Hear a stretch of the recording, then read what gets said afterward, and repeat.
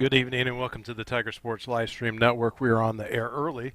Tonight we're going to do a kind of a special presentation. Tonight is senior night in recognition of the Tiger Paws, the football players and everything. So I'm going to turn it over to our public address announcer, Chris Rodebush, and we'll be able to listen in to what they're talking about.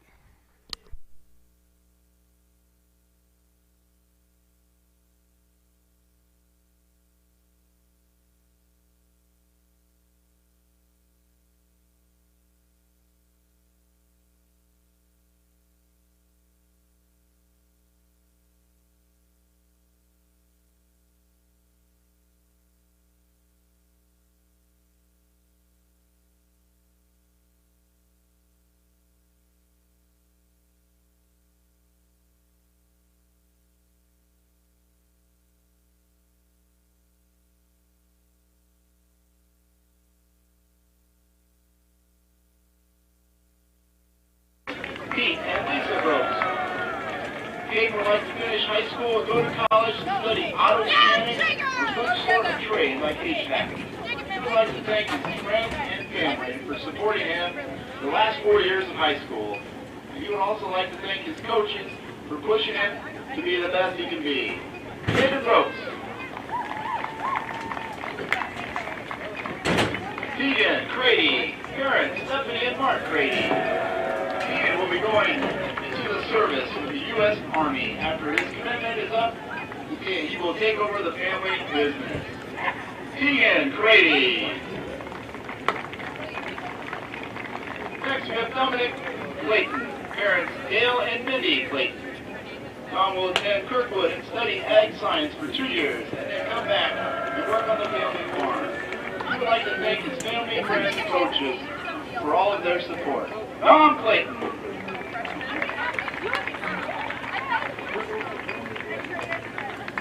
Evan Daniel, parents Joshua and Christy, come on.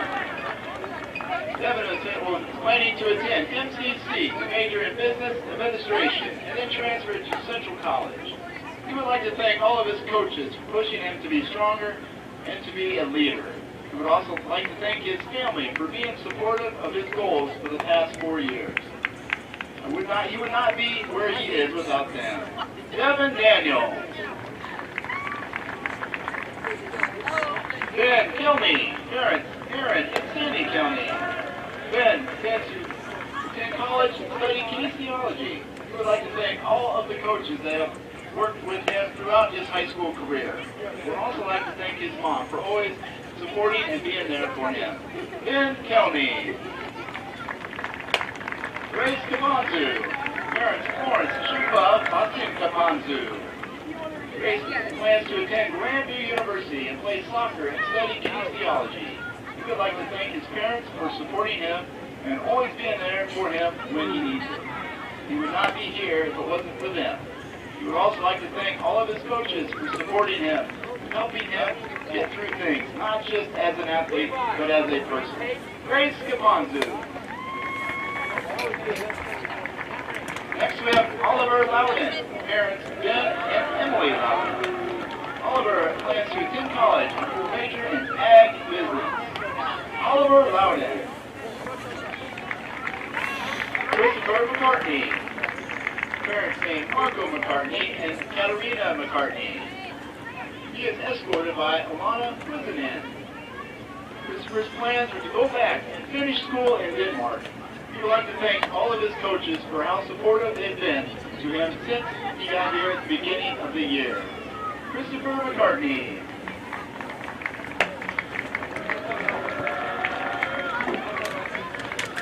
Josiah Miller, parents Thomas Miller and Elizabeth Proctor. Josiah plans to attend MCC and then transfer to Iowa and major in exercise science and related degree. I'd like to thank all of his coaches for pushing him and supporting him over the years, and to his parents for always being there for me. Josiah Miller. Braden Mitchell. Parents Charles and Leslie Mitchell. Braden plans to attend college and study computer science. He would also like to thank his coaches, friends, and family for always supporting him. Braden Mitchell.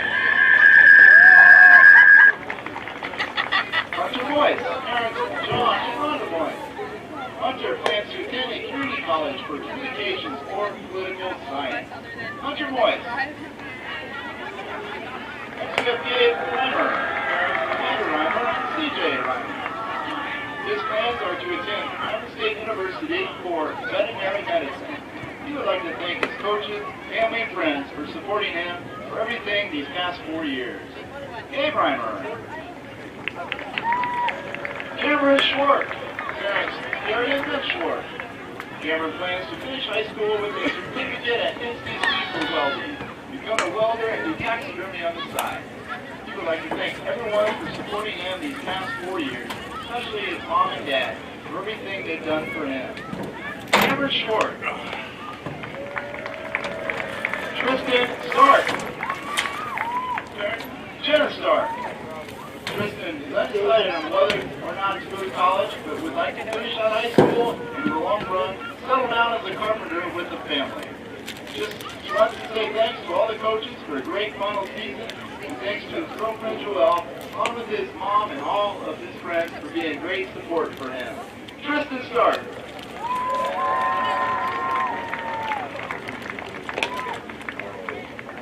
Followed by Tristan Willenring. Parents Charles and Mary Willenring. Tristan plans to go to a 4-year institution and major in mechanical or aerospace engineering.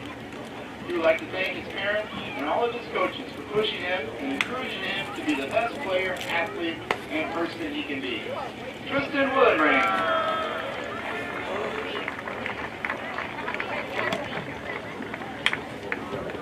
Time to meet the senior cheerleader. Put my phone down, dog. First we have Justin Durr, parents Jamie and Scott Durr. Huh? Justin needs to attend a Oh, I'd like to have 'em. college to study music education and possibly continue cheering. Justin Durr.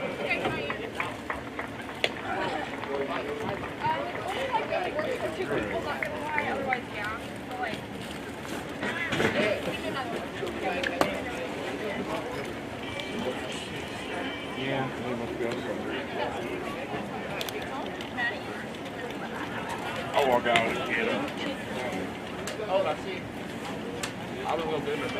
Here comes Justin Durr. Give it. Give him a fly.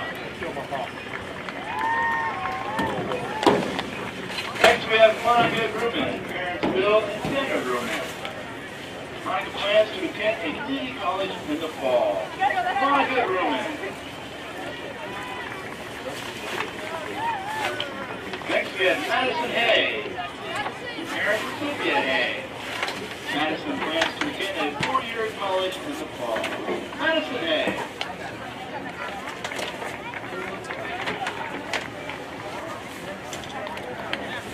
Following we have Zoe Stoner, parents Susie and Mike Stoner.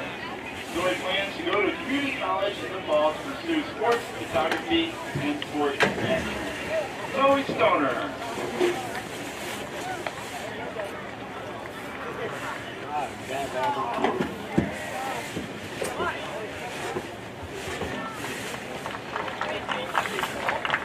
Now let's meet our senior Tiger Pods. First we have Jaden Arment. Parents Tasha and Ryan Beach and Trent Arment. Jaden plans to attend nursing school and become a registered nurse in the obstetrics field. Jaden Arment.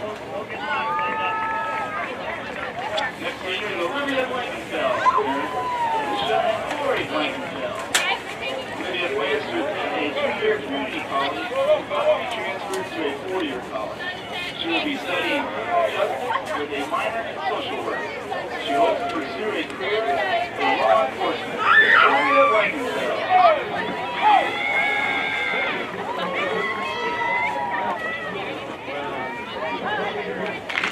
Then we'll meet Daria Klein on Darcy Dawson. Daria plans to attend a 4-year university majoring in biology. Then she plans to continue her education to receive her physician's assistant license, specializing in sports medicine or dermatology. Daria Klein.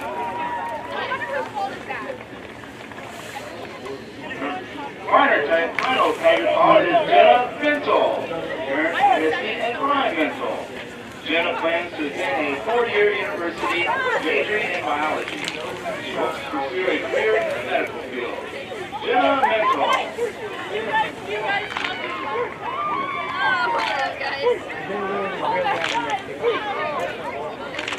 Now let's meet our cross-country seniors. First we have Monica Grumman. Parents Bill and Sandra Grumman. Monica plans to attend a community college in the fall. Monica Grumman. Next senior is Libby Herbert.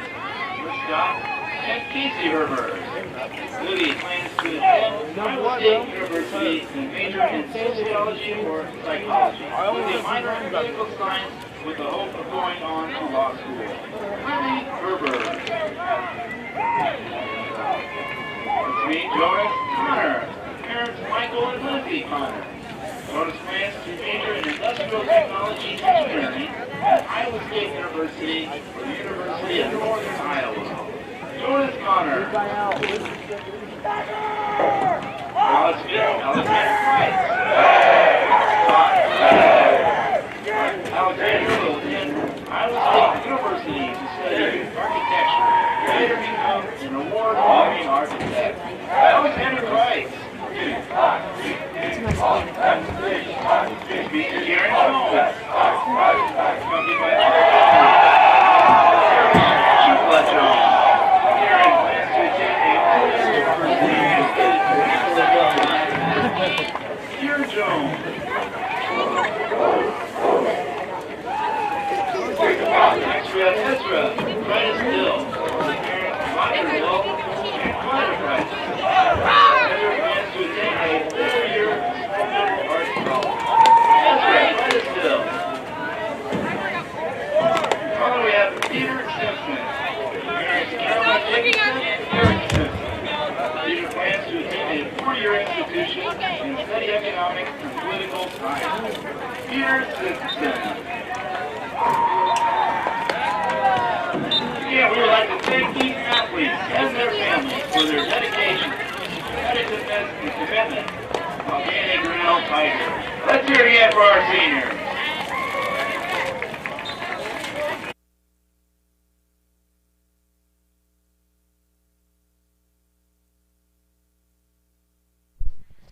All right, that was the special edition for our senior night. Introduced our Tiger football players, our Tiger Paws, and part of our cheerleader squad. So we are going to go ahead and start in with our commercial batch, and we'll be back in about 16 minutes.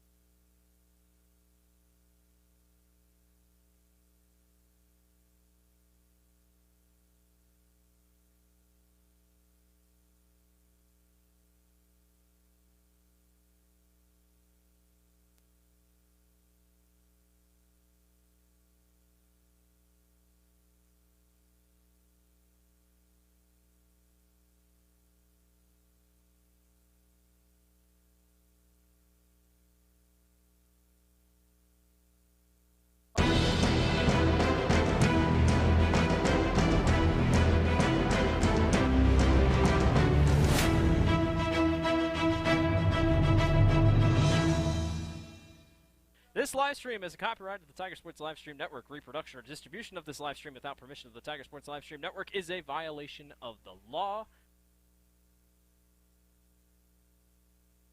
Hey there, I'm Joey Pollyi, third-generation owner of Pollyi's in Grinnell. Since 1957, we've been serving you the flavors you savor.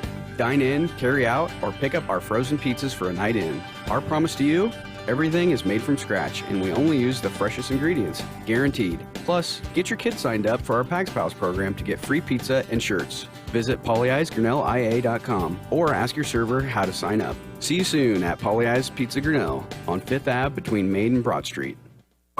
Every sunrise offers new opportunities to dream big or to take that next small step. Every sunrise is another chance to build on the one before or to start with a clean slate. Because every sunrise is tomorrow's promise made real. And Grinnell Mutual is tomorrow's promise protected. Trust in tomorrow and contact a Grinnell Mutual agent today. Jeff Finch here from West Finch Auto Plaza in Grinnell. We normally go to the auction to restock our used cars and trucks, but prices have skyrocketed. If we're going to overpay, we'd rather overpay our friends, neighbors, and past customers. Bring your vehicle in for a quick 20-minute appraisal. You can either take the cash, trade for a different vehicle, or walk away. In some cases, your vehicle may be worth more than you paid for it. See us at West Finch Auto Plaza in Grinnell or online at westfinch.com. At Ramsey Weeks, it's the synergy of insurance and real estate that makes our local office vibrant. At Ramsey Weeks, our success depends on yours in buying or selling property, in insuring your car, home, farm, or business. In your time of need, our success depends on yours. Ramsey Weeks Insurance and Ramsey Weeks Real Estate, 715 5th Avenue, Grinnell. This is a story about signs. It's also a story about people's experiences. The humble sign. They are everywhere. But signs are more than just a plaque on the wall, an arrow, or letters on a building exterior. Signs help you leave a legacy or start a new chapter in life. All those signs have to start somewhere, and that's where we come in. We're your trusted partner in everything signage.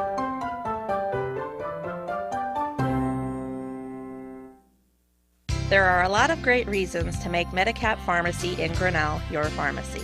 Hi, this is Jennifer Stallman, and if you are like me, you have a busy schedule. So why wait around to get a prescription filled? At Medicap Pharmacy, we can call or text you when your prescriptions are ready. It's a free service that is available on request for any of our customers. Of course, we also have a convenient drive-through, free weekday deliveries, and free mail-outs as well. Just another great reason to make Medicap Pharmacy your pharmacy on Highway 6 West, Grinnell. Since 1999, Grinnell Newburgh Dollars for Scholars has raised scholarship money for our graduating seniors.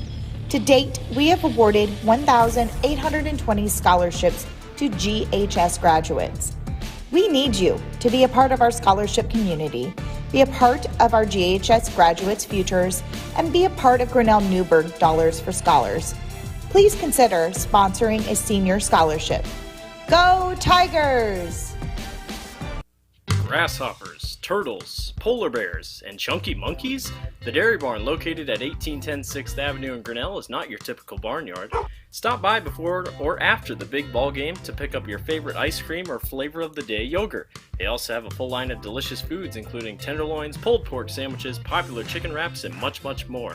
Don't have time to stop at the barn? Catch them on the move at some of the favorite events around Grinnell, or give us a call and try out our catering. And don't forget to check out www.dairybarngrinnell.com to order online or the Chow Now app. Remember, I scream, you scream, we all scream for Dairy Barn.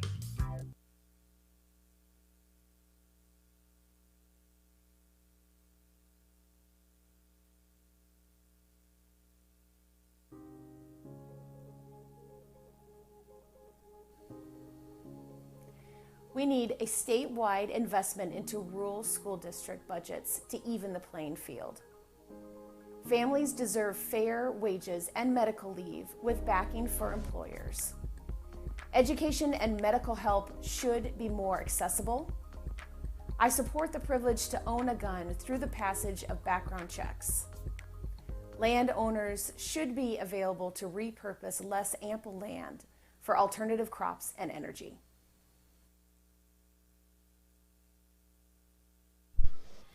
The Tiger Sports live stream network is brought to you by Polly Eye's Pizza, West Finch Auto Plaza, Grinnell Mutual, Ramsey Weeks Insurance and Ramsey Weeks Real Estate, Medicap Pharmacy, the Grinnell Newburgh Dollars for Scholars, Sarah Smith for Iowa House, the Grinnell Dairy Barn, ASI Signs, and also a special shout out to the businesses scrolling down our bottom right-hand corner. ASI Signs, Turnkey Realty, Mayflower Community Homes, Kurt's Collision Center, Polly Ice Pizza, West Finch Auto Plaza, Dairy Barn, Medicap Pharmacy, Grinnell Mutual, Clarity Eye Care, Ramsey Weeks Insurance, and Ramsey Weeks Real Estate. Also a shout out to our sponsors of special items throughout the ball game. And the first one is our first downs are brought to you by Edward Jones. Stop in to see Market Paul Copeland at 720 4th Avenue for all your retirement and investment needs. They also sponsor our timeouts throughout the evening. If you're really hungry for pizza, jump into the Polly Eyes Red Zone. Stop down and see Joy Polly Eye and the crew at Polly Eyes Pizza on 5th Avenue for your piping hot pizzas. Don't forget about their Tuesday night spaghetti special and Wednesday night 2-topping special. And lastly, we got to give a shout out to, where am I at here? Kurt's Collision Center for sponsoring our scoreboard all year long, all sports long. So thank you to Greg Heisman with Kurt's Collision Center for that sponsorship. Tonight, beautiful night. Brent Nichols State Farm also. Thank you, Chris Juni. I always forget that one. Sponsors every quarter and every inning and everything that has a time slot in it. That's brought to you by Brent Nichols State Farm. And usually I do forget about that one until the quarter pops up. So thank you to all those sponsors. And welcome again to the Tiger Sports Livestream Network. We're here on a cool Friday evening. Chris Juni is our play-by-play. My name is Dan Walker. I'll be the production color man for the evening. All right, Dan, thank you very much for all that. And again, good evening, everyone. Welcome to Grinnell Tiger Football on the Tiger Sports Livestream Network. Here from TT Crane Field. As Dan said, it's a beautiful evening, not much wind, if any at all. But it is going to be cool tonight. Right now, sitting on 50 degrees, heading for a low down to about 35 or so by the time we get it all said and done. Well, this is a Class 3A District 5 battle between West Burlington Falcons and the Grinnell Tigers. The current standings right now, actually there's a three-way tie for first place if you go strictly by conference record. Fairfield, Solon, and Grinnell are all 2-0 in the district. And then Keokuk, Washington, and West Burlington are all 0-2. So there's a three-way tie for first and then a three-way tie for the rest of the way after that. So this is a big ball game for the Tigers because they have next week they finish at arguably the other top two teams in the conference, Solon and Fairfield. And this week, Solon is at Fairfield, so that's a big ball game tonight for Fairfield and everybody. That'll shake things out. So after tonight, Solon or Fairfield will have one conference loss, or rather district loss. And that is big as we get into playoffs, which I'll talk about here in just a moment. The other game tonight, of course, is Washington at Keokuk. Now, as I said, the Tigers then, after tonight, they finish the season on the road. Next Friday, they are at Solon. And then the last game of the season on October 21st, they are at Fairfield. As I said, Fairfield is at Washington this week. Then Fairfield hosts Grinnell for the last game of the season. And again, the other big game tonight, Solon is at Fairfield. That's a huge game. We'll try to give you scores on that one. And then Solon hosts us, Grinnell Tigers, next week, and they finish at Keokuk, does Solon. Now the playoffs. With 2 weeks left after tonight in the regular season, it isn't too early to start talking about playoffs. Basically, in Class 3A, of which Grinnell is a part of, they take the top 16 teams. There are, I believe, 6 districts, rather, and they take the top 2 teams in each district. So there's 12, and then the remaining 4 spots are determined by at-large bids by what is known as the RPI, or Ratings Percentage Index. Now, if I start to try to explain that to all of you, you will quickly turn off the channel or flip over to some other video because it is quite cumbersome and tedious. Basically, it goes like this. The RPI is figured on your record, your opponent's record, and your opponent's record. You got that? So I'm not going to get into it right now, but they rank all the teams with an RPI, Ratings Percentage Index, and the top 16 teams in each class make the playoffs. So if the playoffs were to start today, but this is before tonight, Grinnell is sitting at number 17. They would miss the playoffs by 1 spot, but obviously there are 3 ball games left, so that can and will change as the season moves along. So, I've coached basketball in these situations, and this is a game tonight. You look at the records. West Burlington 1-5 overall, 0-2 in the conference against Grinnell. 3-3 overall, 2-0 in the district. I said conference, I meant district earlier. So on paper, it's one of those, Grinnell should win. But you know what? That's why they got to play the game. You start out 0-0, and you never know on any given night what can happen. As I said, though, the Tigers, big games here after this one. They have 2 very huge games against the other top 2 teams in the district. Again, they are at Solon next Friday, and then they are at Fairfield, which could be, if things shake out the way kind of the experts or so-called things do, that could be the battle to see who finishes second in the district and gets that playoff bid, because the conventional knowledge is that Solon is going to win the district. They are the best team in the district. Now, they are at Fairfield tonight, so we'll see. And again, you never know what can happen. But then if that plays out, then Fairfield will lose, and they'll be 2-1 in the district. And Grinnell, if they win tonight, they'll be 3-0. Then they head to Solon. If that's a loss, then they're coming in at 3-1. Fairfield plays next week. They win. That's 3-1. So then Grinnell and Fairfield will meet at Fairfield in the last game of the season, both with 3-1 district records. And again, that battle could be for that second playoff berth. But even if they don't get second place in the conference, in the district rather, again, because of that RPI, and they're sitting at number 17, they could be one of the last 4 in an at-large bid based upon that ratings percentage index. All right. You got all that?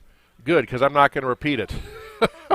Nonetheless, the Tigers just got to take care of business tonight against a West Burlington Falcon team from way down in southeast Iowa. And, again, they've had their struggles this year, 1-5 on the year, 0-2 in the conference. Now, coming in, there was some talk that, for number-wise, West Burlington has, numbers that are compatible with what Grinnell puts out. Their quarterback is a junior, 6 foot 160, named Caden Schwenker. And he's thrown for about 500 yards, has 4 touchdowns, and also he's rushed for 3 touchdowns. So a dual-threat quarterback there. Their main running back is number 28, Trevayon Donaldson. And he's a 5'10 senior, 175, so a very solidly built young man. And he has 4 rushing touchdowns on the season as well. And Schwenker does have a couple of big targets he can go to. He has number 24, Carson Jones, a 6'6", 180 wide receiver who he can throw the ball up to. And also has a couple of 6'2 receivers in number 10, junior Dylan Kipp at 6'2", and also number 17, Matthew Booton, a senior as well. So West Burlington has the weapons and everything. What might get them down is they have 33 players on their entire roster, freshman through senior. And Grinnell has about double that, about 60 or so. So obviously they're going to have a lot of young men play both ways tonight, and we'll see how that plays in as the game wears on. For the Grinnell Tigers, they come in on a roll.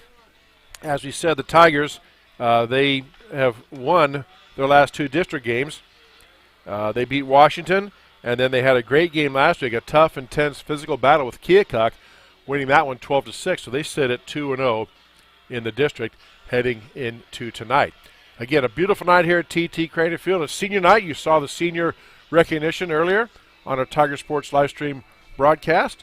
And looking forward for a great night of football between these 2 ball clubs. Still got about 20 minutes left until kickoff. The playoffs are kind of funky because, unlike any other sport, the Iowa Boys High School Athletic Association, they don't assign, I kept saying conference, they don't assign teams to a conference. They put them in districts. And this is, they go every 2 years, and this is the second year of a 2-year district swing for the Tigers to be in this district. Now, next year, sometime in the spring of 2023, the boys union will get together. They'll sit down. They'll look at all the teams. They'll look at what schools are in what sizes and classes, and then they'll just start pairing schools up and creating districts all over again for football. That's the only sport that does that. All the other sports, volleyball, basketball, softball, baseball, all those other sports are all seeded out by conferences, as Grinnell is still a member of the Little Hawkeye Conference. But again, that's going to change after this school year. Starting in fall of 2023 for the 23-24 school year, Grinnell will move to the WAMAC Conference. And those teams are such as Benton, Community, South Tama, Independence, Marion, Clear Creek, Amanda, Williamsburg, some of those other schools like that. So Grinnell going to be jumping conferences after this year. But we are here tonight and looking forward to a great night of football at the beautiful TT Craney Field. And again, if you had any part of that financially or in any way helped or organized things to help make this field a reality, tip of the hat and a big salute to you, because the field is absolutely spectacular. It just looks great, multi-purpose. As we said, the band can use the soccer.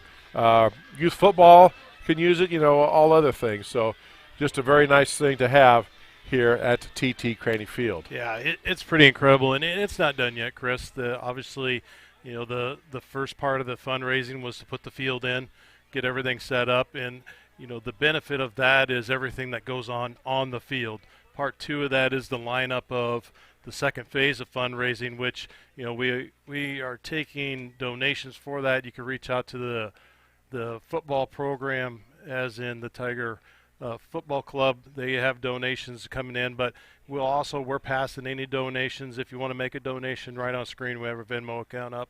Everything that we collect this year through our Venmo is going into the phase 2 of the fundraising for the football field. They have plans to have a new entrance for the ticketing, put visitors restrooms over here on the visitor side so they don't have to walk over on the home side, and just really dress up that front entrance area. So when you walk into TT Craney, everyone that lives here in Grinnell, we have the sense that TT Craney is kind of a hollow field. You walk in, and it's grounds that, it's representing a past principal that was very involved in Grinnell, and we want that to mean more, that you're walking through basically a passageway to get here, and you remember that every time you come to TT Craney Field. So, again, we have that up on the board from alumni, past people, or if you're just watching tonight, you're watching for free.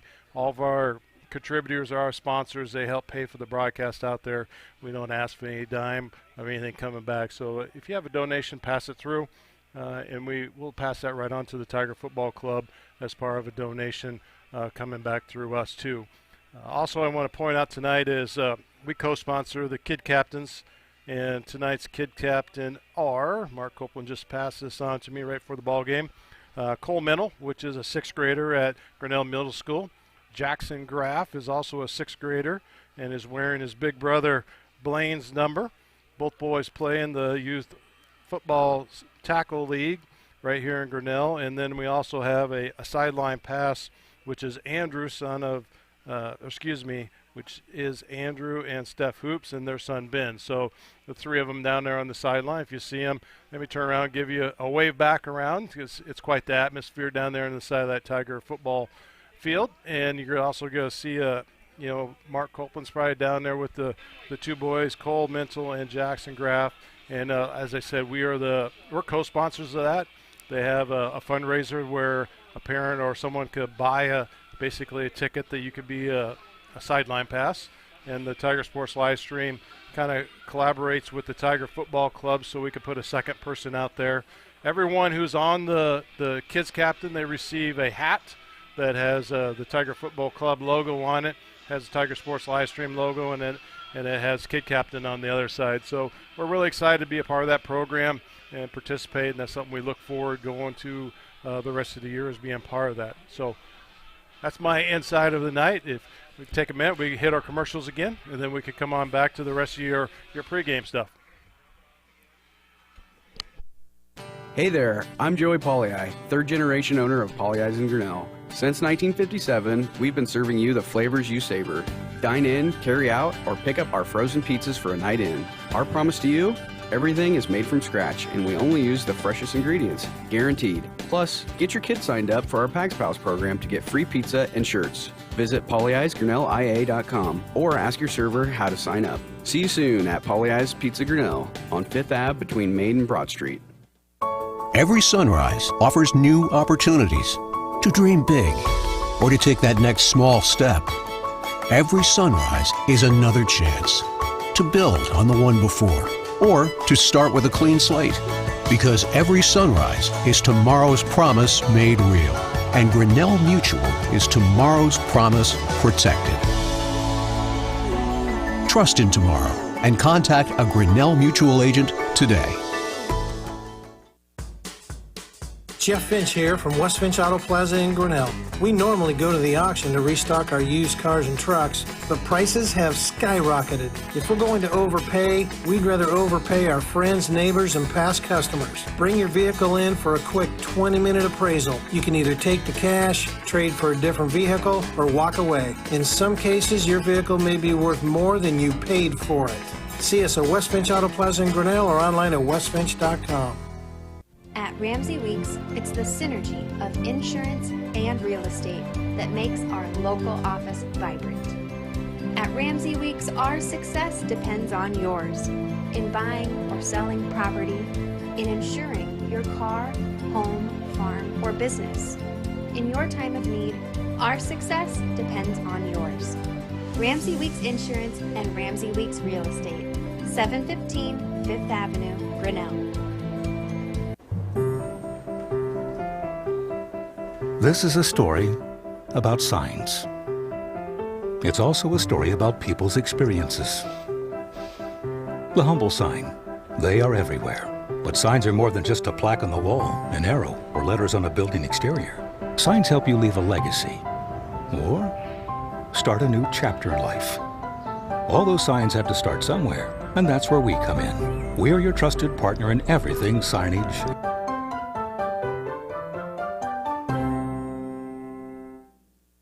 There are a lot of great reasons to make Medicap Pharmacy in Grinnell your pharmacy. Hi, this is Jennifer Stallman, and if you are like me, you have a busy schedule. So why wait around to get a prescription filled? At Medicap Pharmacy, we can call or text you when your prescriptions are ready. It's a free service that is available on request for any of our customers. Of course, we also have a convenient drive-through, free weekday deliveries, and free mail-outs as well. Just another great reason to make Medicap Pharmacy your pharmacy on Highway 6 West, Grinnell. Since 1999, Grinnell Newburgh Dollars for Scholars has raised scholarship money for our graduating seniors. To date, we have awarded 1,820 scholarships to GHS graduates. We need you to be a part of our scholarship community, be a part of our GHS graduates' futures, and be a part of Grinnell Newburgh Dollars for Scholars. Please consider sponsoring a senior scholarship. Go Tigers! Grasshoppers, turtles, polar bears, and chunky monkeys? The Dairy Barn, located at 1810 6th Avenue in Grinnell, is not your typical barnyard. Stop by before or after the big ball game to pick up your favorite ice cream or flavor of the day yogurt.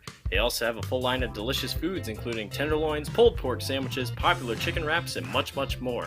Don't have time to stop at the barn? Catch them on the move at some of the favorite events around Grinnell, or give us a call and try out our catering. And don't forget to check out www.dairybarngrinnell.com to order online or the Chow Now app. Remember, I scream, you scream, we all scream for Dairy Barn.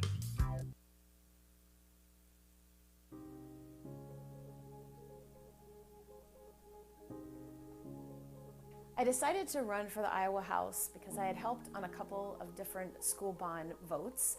And I didn't like how state policies were causing divisions within our rural communities, and I felt that I had a good understanding through listening to both of those sides at how to make it better and how to make positive change for our small rural towns.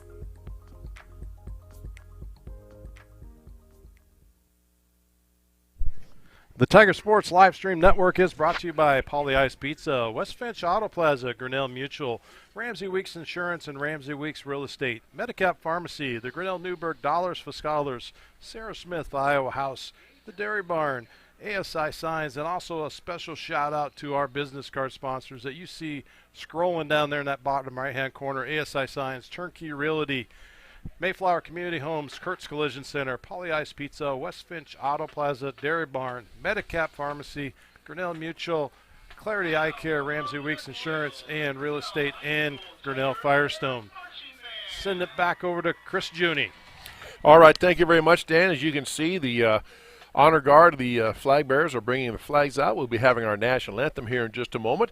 And, of course, as we always do on the Tiger Sports Livestream Network, we will pause while that is being played to honor our great country with the performing of the national anthem. Then we'll come back, have some more pregame stats for you, and then we'll have a little coach speak and a little analysis on trends and the way we kind of see this game going. So right now, time to pause for the playing of our national anthem.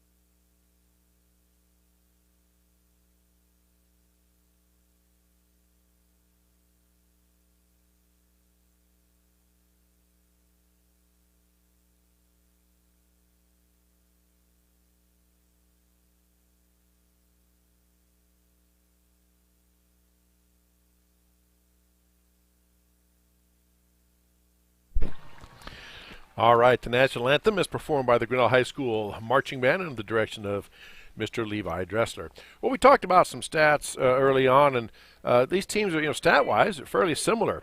The quarterback for the West Burlington Falcons is junior Caden Schwenker. He's 59 for 108. In other words, completed 59 passes in 108 attempts for 693 yards and 5 touchdowns. He also has 306 rushing yards for 3 touchdowns. The counterpart, Brady Kaufman, Grinnell Tiger quarterback, sophomore, is 33 for 73, 33 completions and 73 attempts for 610 yards, 5 touchdowns. He's also rushed for 263 yards and 4 touchdowns. So fairly similar stats between the two quarterbacks. Running back is similar again as well. For rushing yards, the West Burlington running back is senior Travian Donaldson. He has 58 carries for 523 yards and 3 touchdowns. Also has 128 passing yards receptions and 1 touchdown. By contrast, Kennick Johnson, the Tiger junior running back, has 89 rushes for 389 yards, and 3 touchdowns. Also has 27 receptions and 1 touchdown in that. Receiving, again, for West Burlington, Travian Donaldson is their best receiver, or anyone who's caught the most passes on the year. He has 15 catches for 120 yards and 1 touchdown. For the Tigers, it's Braden Johnson, a junior, has 14 receptions for 250 yards and 2 touchdowns. Defensively, the West Burlington Falcons are led by senior Hayden Vandenberg. He has 42 tackles, including 12 tackles for loss. That is impressive. Over 10 tackles for loss in 6 games. And then for the Tigers, it's Tristan Stark, the senior cornerback, has 39 tackles, 6.5 tackles for loss, 2.5 sacks, and 1 interception. So, as I said, stat-wise, fairly even on the stat side of things. And as I said, where I think what's going to get maybe West Burlington down, the Falcons, is the fact that they have 31 players on their roster, but as I was counting across, I only saw 24 players dressed for tonight, which at this point in the season with dings and nicks and injuries, that's going to happen.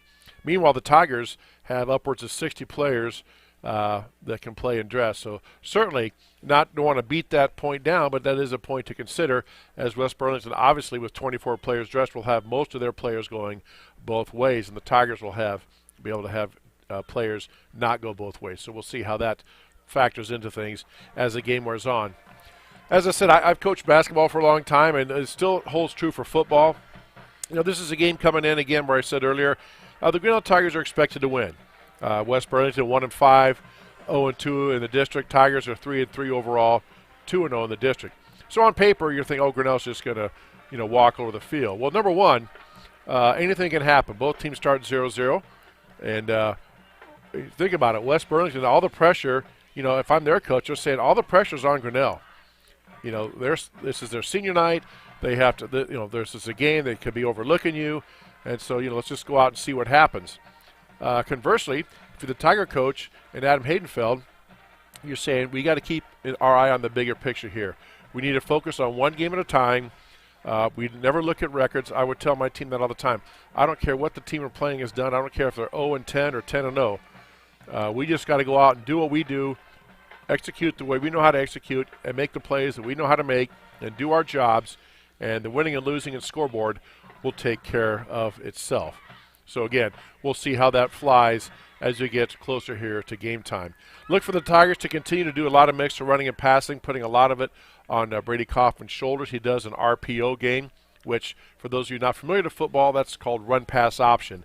And basically what happens there is Brady gets the ball from the center, and then he can put the ball in his running back's stomach, in this case Kinnick Johnson, and he holds on to it.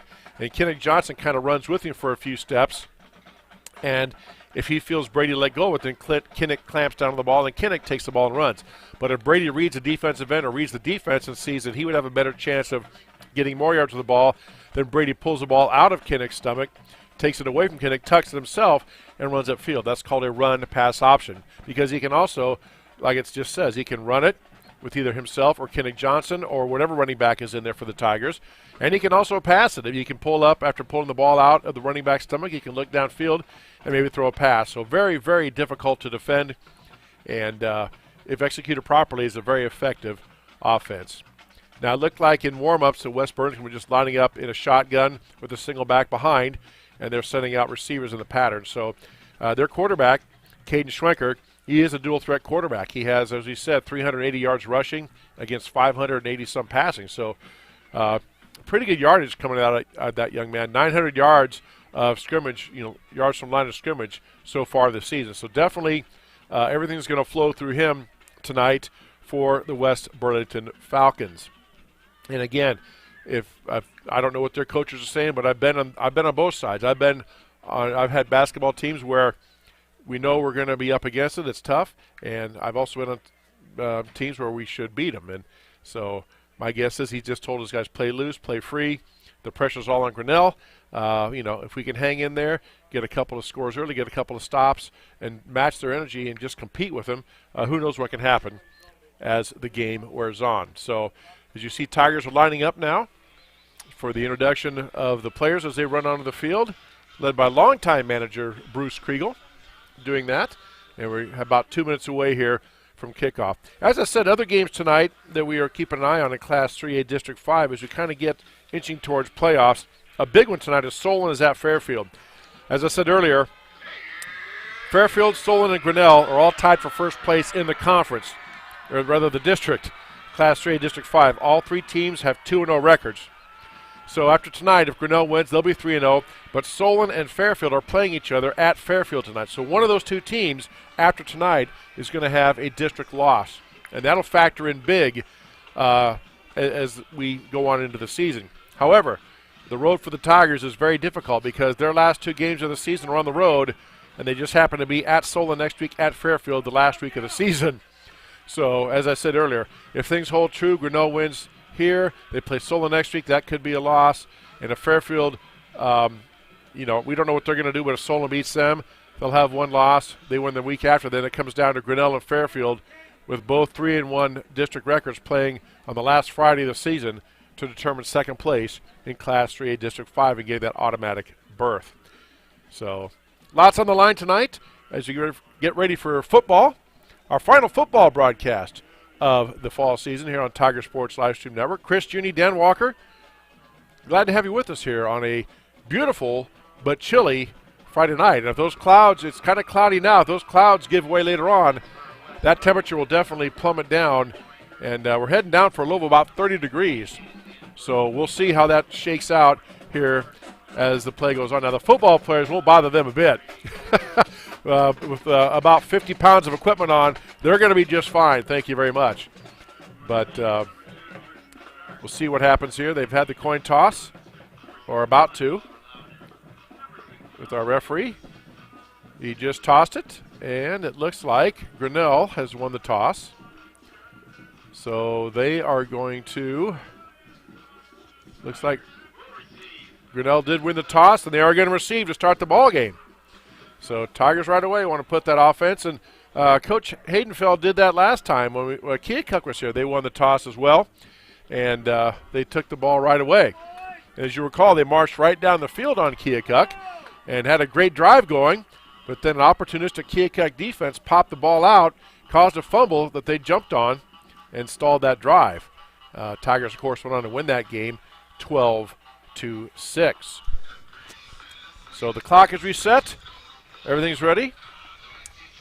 And ready for a great night of football here on the Tiger Sports Live Stream Network on YouTube. And again, thank you to all the sponsors who helped make this possible. Without them, this could not happen. And we're also on Facebook, Tiger Sports Live Stream. Check out our page there. Give us a thumbs up. And on YouTube, give us a like and hit that subscribe button. You'll be notified of all the events that we're going to be doing. Because this is our last football broadcast next Tuesday. The Tiger volleyball team hosts Newton for the final volleyball broadcast, and that will put the wraps on our fall broadcast season. But stay tuned on our website, TigerSportsLivestream.com. We will be getting out a basketball schedule for basketball broadcasts coming up for the winter time that we will be doing Tiger girls and boys home games. Again, all that here on the Tiger Sports Live Stream Network. Plus wrestling. Powered by YouTube. Plus some wrestling. Yes, thank you. All right. Very good. So West Burlington set to kick off. Kicking off is number 22, Taylor Lundgren, sophomore kicker. Back deep for the Tigers, Carson Penich, and looks like Cole Blackford. And here we go. Lundgren kicks the ball off. High end over end kick, taken about the 10 by the Tigers. Sprinting over the left side and slipping down. Went to make his cut. That time on the return for Grinnell was number 11, Addison Stark. And he went to make a cut, Dan, and had a little slippage, and Tigers start down right about the 22-yard line. So 1st and 10 for Grinnell. Brady Kaufman, the sophomore quarterback, leads the troops out. And that, by the way, is about the only time you'll see Grinnell huddle. The rest of the time, they just get the plays from the sidelines, and they come back up to the line of scrimmage and wait. So Kaufman looks things over. Receiver left, receiver right, Kennick Johnson in the backfield. Hands the ball off to John. Actually fakes the give. And then RPO we talked about. Kaufman over the right side.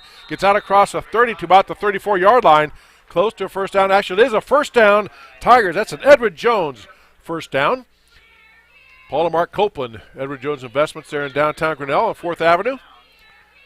And we have a timeout now for an injured player right away. And boy, just what you did not want to see if you're anybody with only 22 players dressed. A Falcon player for West Burlington is down right now, and don't want to speculate on anything at this point. Could just be a cramp, could be anything. Just to give the Falcon linebacker number 10, Dylan Kipp, was in on the stop on Brady. And let's go back a little bit since we have the time. We could stop and we'll back up and watch that first play of the game here. That was just an excellent job by Kaufman, looking at the read right there. You know, we had a couple down blocks there. Good job. And Kipp comes in 5.5 yards later to make the stop. But that's an awesome job by a young quarterback to step up and take care of that. So that's our Clarity Eye Care instant replay. All right. And good to see the young man from West Burlington get up. That's Quincy Collins, a sophomore linebacker, getting up, walking off under his own power. So that's good to see. Hopefully just a little bit of a ding, and he can get back in there. 1st and 10, Grinnell now, ball at the 34-yard line. Just underway here from TT Craney Field on a Friday night on the Tiger Sports Live Stream Network. Christian Danwalker here with you. Kaufman in the shotgun, as he always is. Takes the snap, looks to pass, throws over the left side, and that ball is incomplete. A lot of traffic over there.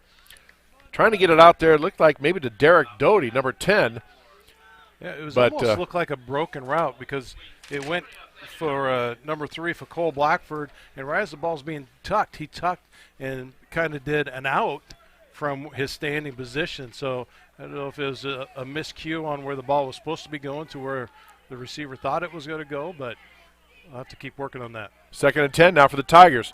Kaufman gives the ball to Johnson with the left side, breaks the initial contact, but boy, good penetration by the Falcons. Number 69, Emery Watson, sophomore, got in there. Again, penetration, we've talked about it all season long. The easiest way to mess up an offense's timing and rhythm is to get penetration, get past the lineman, and get in the backfield. That's what happened there. And now Tigers facing a 3rd down and 10. So we talked about West Burlington getting off to a great start, and Tigers right now, they got 1 first down, but now they're facing 3rd and 10. Kaufman in the shotgun, 2 receivers here to the near side. Takes the snap, looks over the field, throws an out pattern, trying to go up to his big receiver, and it's caught by Grinnell right at the down marker. Wow, what a catch that time. That was Brock Heichman went up and got that. And let's see, are they going to give him a first down? Yeah. No, it's going to be short, it looks like. Wow. Let's take another quick look at that one right there. That was, like you said, a nice out route. Brock's right here on steps to sideline. Boy, I tell you what, that's pretty close on that instant replay of whether it was in or not. But whether or not, you're a foot away. All right, well, Tiger's going to go for it. 4th and less than 1 here at the 43. Kaufman in the shotgun. See what they do. He dials his own number, looks for his hole, tries to break it outside, and does get the first down. Barely. He needed to get to the 43. He got to about the 45 before he's pushed back. So Tigers convert on the 4th down. It doesn't matter how much you get. If you need 2 and you get 2.1, that's all you need to get that first down, and that's an Edward Jones first down again for the Tigers.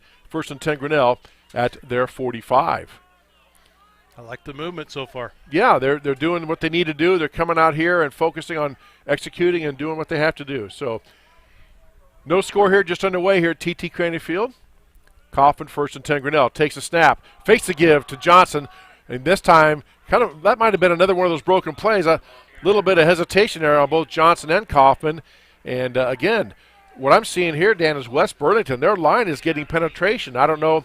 Keokuk, we saw that last week where the linemen would occupy, their defensive line would occupy our offensive line, but then the linebackers would shoot in the gaps in between the players.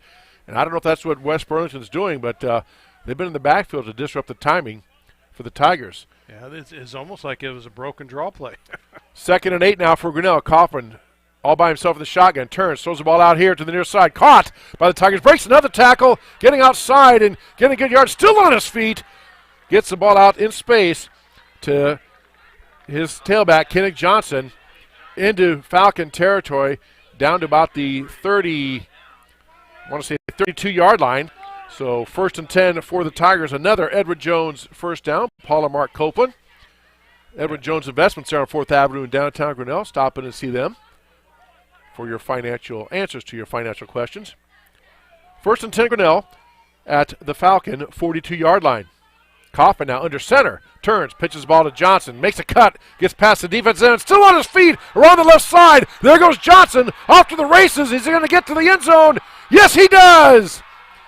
Kenneth Johnson, 42-yard touchdown. I don't see any yellow flags. And just like that, Dan, just what the Tigers wanted, executed, and great blocking at that point, which I'm sure you'll have on the Clarity replay. But fantastic job by the Tigers. They get on the board, 6-0.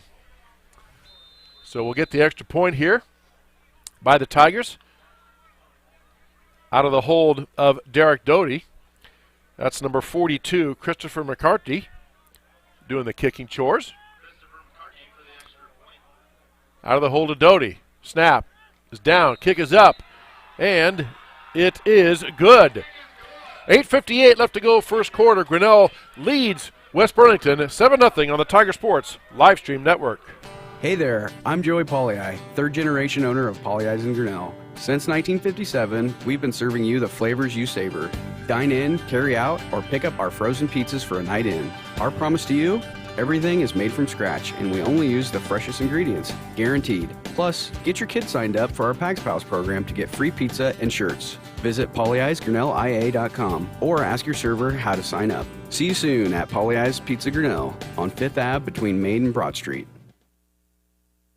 The Tiger Sports Livestream Network is brought to you by Polley's Pizza. Let's take another quick look at that last touchdown. There it comes around the outside, and Kenneth Johnson just has open air all the way down. Missed a block missed a tackle right at the end. He ends it out with a little bit of flip out there for the first 6 points on the board for the Tigers, and they finish it up with an extra point. 7-0, the Grinnell Tigers lead. All right. Sophomore Addison Stark set to kick off for Grinnell. Back deep for the Falcons, number 4, Malachi Allison and Quincy Collins. Good to see him back in the game after being out for a play. There comes the ball. Kickoff. Over now to Collins about the 15-yard line. Collins coming here to the near side. Being pursued. Breaks one tackle. Gets by another tackle. And tries to get around the corner. And then he's met by the kicker. Plows him over. Still on his feet. And then tackled by Tristan Stark into Tiger territory. Down to about the 42 or 3-yard line. So nice, determined run that time. Run back. Breaking a couple tackles. West Burlington in good shape in Tiger territory. You know, I hate it when people always say, that was a touchdown-saving tackle. That was the touchdown-saving tackle right there. Great job by Tristan Stark. He came from the other side of the field and made up that distance there. So hats off to Tristan on that catch-up run and tackle. Actually, they must have said he stepped out of bounds at the Tiger 47-yard line, or 48-yard line, rather. But still, they are in Tiger territory, the Falcons, 1st and 10. Their quarterback is Caden Schwenker, 6-foot junior. He's in the shotgun with the back behind him. Turns, fakes the give to his back. Now he's being pressured, being chased this time out of the pocket, looking downfield. Breaks out of a tackle. He throws back across the field. Wide open is his target. Big tight end target. That is number 24. That is Carson Jones. Yeah, great. We do have a flag on the field, however. Tackle there by Cole Blackford in the secondary for Tigers. Can't see what the call is here as they face away from us. But it's called by the far line judge. Maybe an ineligible lineman downfield, I'm not sure. It possibly could have been. Because that flag was thrown on the far side. Because anytime you scramble like that, the linemen, they want to go down and block to help their quarterback, but they can't go too far.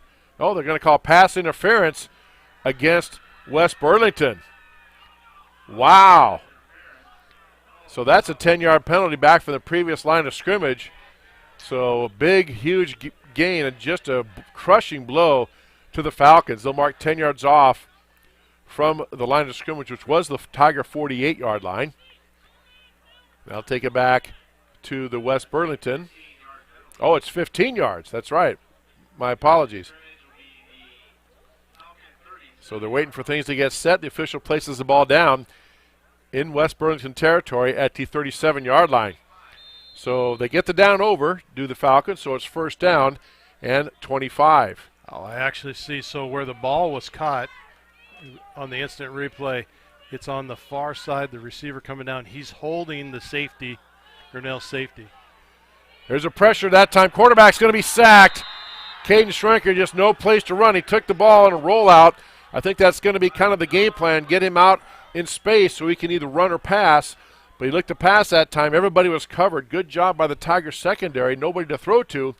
And he took the sack back to the 25-yard line. And it is now 2nd down, and we'll just say a lot for West Burlington. Yeah, Dominic Clayton in on that tackle right there. So West Burlington, that pass interference penalty really put the kibosh on this drive. There's a snap, handoff now to his tailback around the left side, and just nothing there. Tigers pursuing well. That was number 4, Malachi Allison, took that pitch actually. Maybe got a couple yards, out to the 27-yard line. So it's going to bring up 3rd down and a lot for West Burlington. Tigers lead 7-0, just underway here, 1st quarter here at TT Crane Field. Chris Jeuny, Dan Walker with you on a beautiful Friday night for football. Glad you're with us on the Tiger Sports Livestream Network on YouTube. Also check us out on Facebook as well. 3rd and a bunch for West Burlington. Schrenke turns, gives the ball, and he fakes the give, rolls out, looking downfield, throws it up for his big tight end. It's picked off by the Tigers. Brady Kaufman stepped right up from that safety position, and he just took it just like it was passed right to him. So great job, Brady. It gives him a little bit of momentum, turn around and lead that offense back down the field. Yes, Caden Schwenker was trying to hit Carson Jones, rather Caden Schwenker was trying to hit Carson Jones, who's 6'6". So to overthrow him, you got to do something, and he did. Carson went up for it, but right into the hands of Brady Kaufman. Tigers get the first turnover, and they're in business, setting up shop at the West Burlington 34-yard line. See if the Tigers can take advantage. Kaufman brings them out of the huddle. They have 2 receivers near side, 2 receivers far side, 1 back next to Kaufman, and we're going to get a timeout taken by Grinnell. We'll take one as well on the Tiger Sports Livestream Network. Jeff Finch here from West Finch Auto Plaza in Grinnell.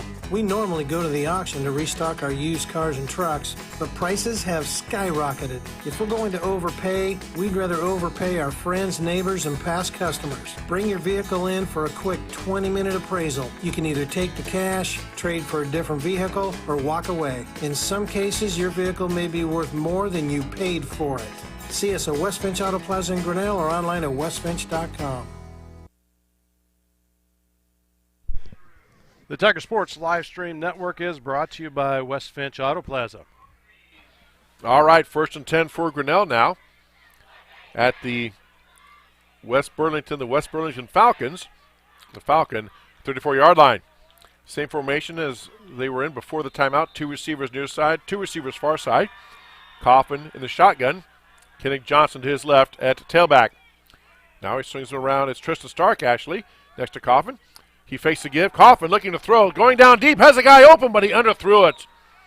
He had a player out there, Kellen Harder, got past and behind his man, but Coffin just couldn't quite step into it. He was being pressured that time off the corner a little bit, Dan. Could step into the throw. Falls incomplete, 2nd down and 10.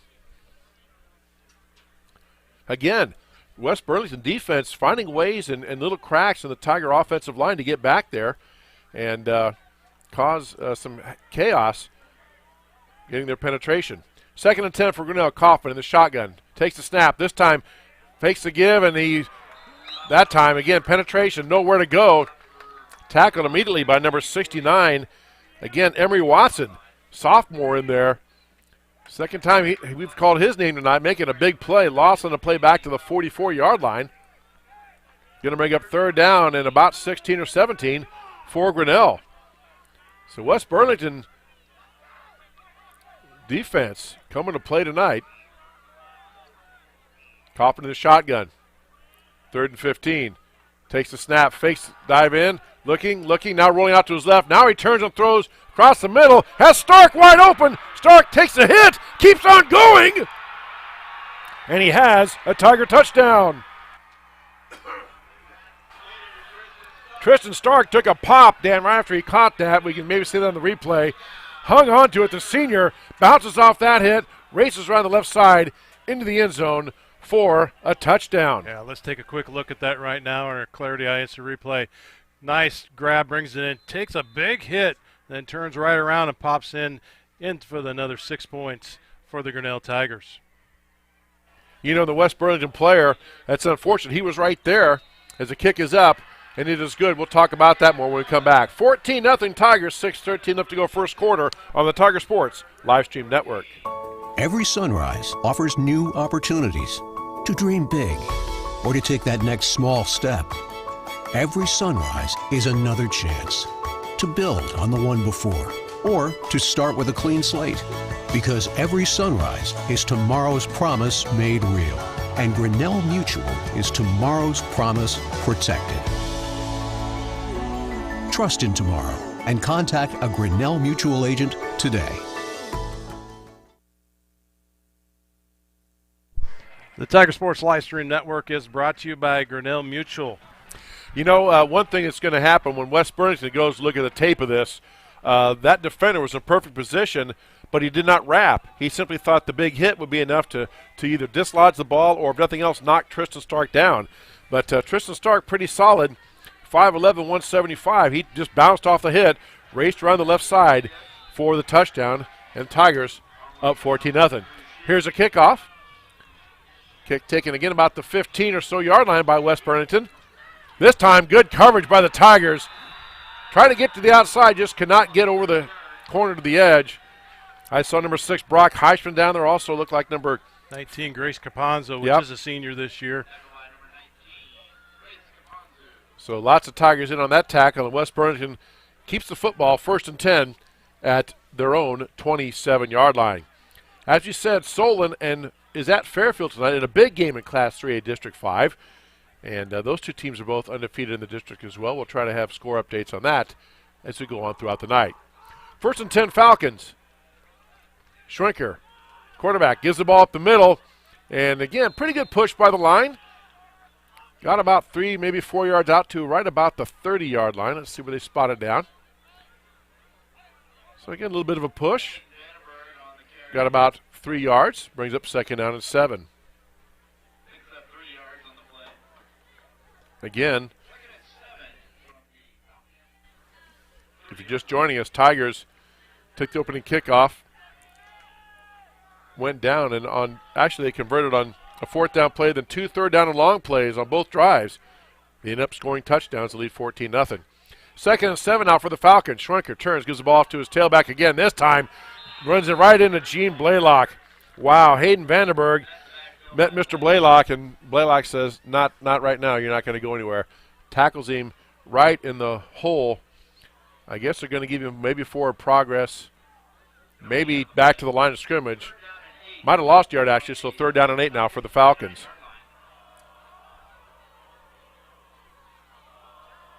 West Burlington trying to dial up something, trying to figure out something that's going to work. Play clock down to 12. They kind of break the huddle. They check their wristbands. A lot of teams use that now in all sports.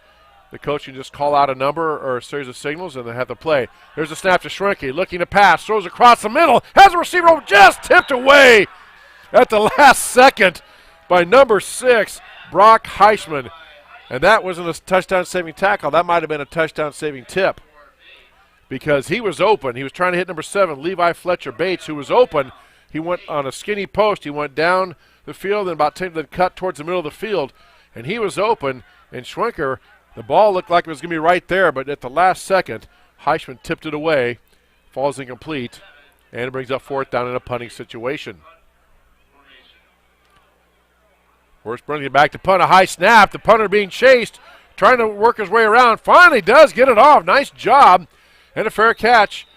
Call for the Grinnell. That was a great play. For a quick kick, getting it out of there, and, the heads up for Carson Penich because he's watching this whole thing run around in a circle back there, and all of a sudden the ball's coming at him. So I give a good heads up for Carson on that, just to see the ball coming and call the fair catch so he don't get caught up in it. Good play on both sides of the ball. The punter was Levi Fletcher Bates, who just ran that deep pass pattern, and good move by him just to spin away and just like you said, get a quick kick up and off. Tigers take over, 1st and 10 in Falcon territory at the 47-yard line. Again, 2 receivers to the right here, and then 3 receivers to the near side. And the quarterback was, that time was Kenneth Johnson in a Wildcat. Johnson takes the direct snap, tries to get around the edge, kind of does a little bit. Linebacker caught him there. Looks like that was number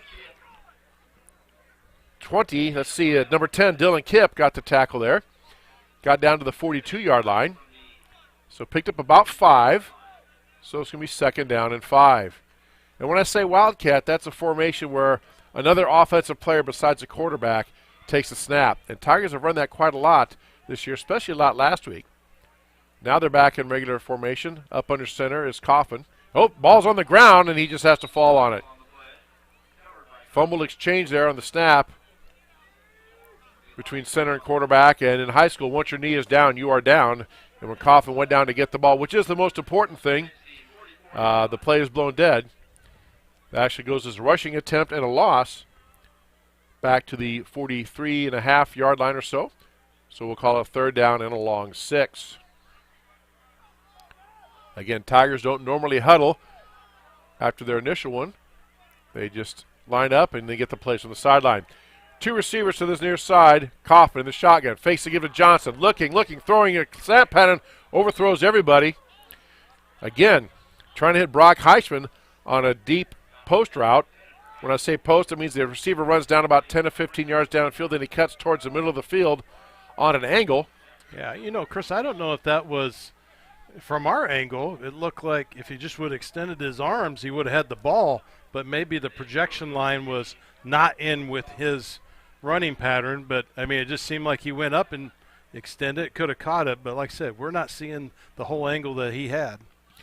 So punting situation for the Tigers, getting the punt out of there. Ball is going to take a bounce and kind of roll back about the 15. So nice job there by the Tiger punter, number 11, Addison Stark. And West Burlington will take over, 1st and 10 at their own 15. Earlier in the evening, I was actually hating that sun coming through there, but I tell you what, it's painting a pretty good picture on the backside through the camera right now. It's absolutely beautiful, that sunset coming through those pine trees. Indeed it is. Good work there by that artist. All right, here we go. 1st and 10, West Burlington at their own 15-yard line. Shotgun snap, turns, pitches the ball back to his tailback, Malachi Allison over the right side. Could not get out to the edge. Great pursuit that time. Tiger corners and safeties came up. Also the defensive end out there to make the stop. Like Tristan Stark and number 87. Ben Kelney. Maybe gave him a half a yard to about the 15. Basically, they're saying no gain. Okay, no gain on the play. So it brings up 2nd down and 10. Tristan Stark, the leading tackler for the Tigers on the season. And they ran right towards him, and he delivered. 2nd down and 10 now for the Falcons. Receivers split on both sides. 2 receivers this side. Stacked backfield. Quarterback hands the ball off up the middle. A little bit of running room this time for Vandenberg. Out across the 20 to about the 24-yard line. Heisman and Stark on the tackle. Yeah. So Vandenberg took the carry, good hard running, and sets up a manageable 3rd down and 2. Yeah, Clayton also kind of turned around and got the first stick on him as he come through the line. In other words, I think he might have got another 5 or 10 yards. So Hayden Vandenberg, a senior, he's listed as a quarterback and linebacker, 6 foot 190, but he's doing some running duties right now. And the Falcons have them in a 3rd down and 2 situation. Again, stacked backfield between the quarterback. Now man in motion to the near side. Turns, fakes the give, does the quarterback shrinker around the right side, and let's see. I think he was stopped short. He tried to stop and cut back, and just the pursuit was there because our defensive end on that side stayed home. And it's going to be 4th down and about 2 for no gain. So excellent job that time by the Tiger defense, staying disciplined, staying in their lanes, and forcing the running back, or the quarterback rather, to turn back into the pursuit where he was tackled for no gain. Now you wouldn't think the Falcons would do a fake punt here. Somebody got through there pretty quick, but it does get the punt out. Fair catch called for by Grinnell. That's a beautiful punt. It's about a 47-yard punt. Great punt. And there's a penalty flag on the field. I thought maybe a Tiger might have got out of there early, and that's offside Grinnell. That'll be a 1st down for West Burlington. Nope, they're saying illegal formation against Burlington. Illegal procedure declined by Grinnell. They will take the ball instead of making the punt again, so it's 1st down and 10. Grinnell. 53 seconds left to go 1st quarter. And we'll just keep it here as we got the penalty in there, and teams are going to switch ends here in a minute. Tigers up 14-0. Tigers 1st and 10 at their own 49-yard line. Right here in front of us on the near hash mark.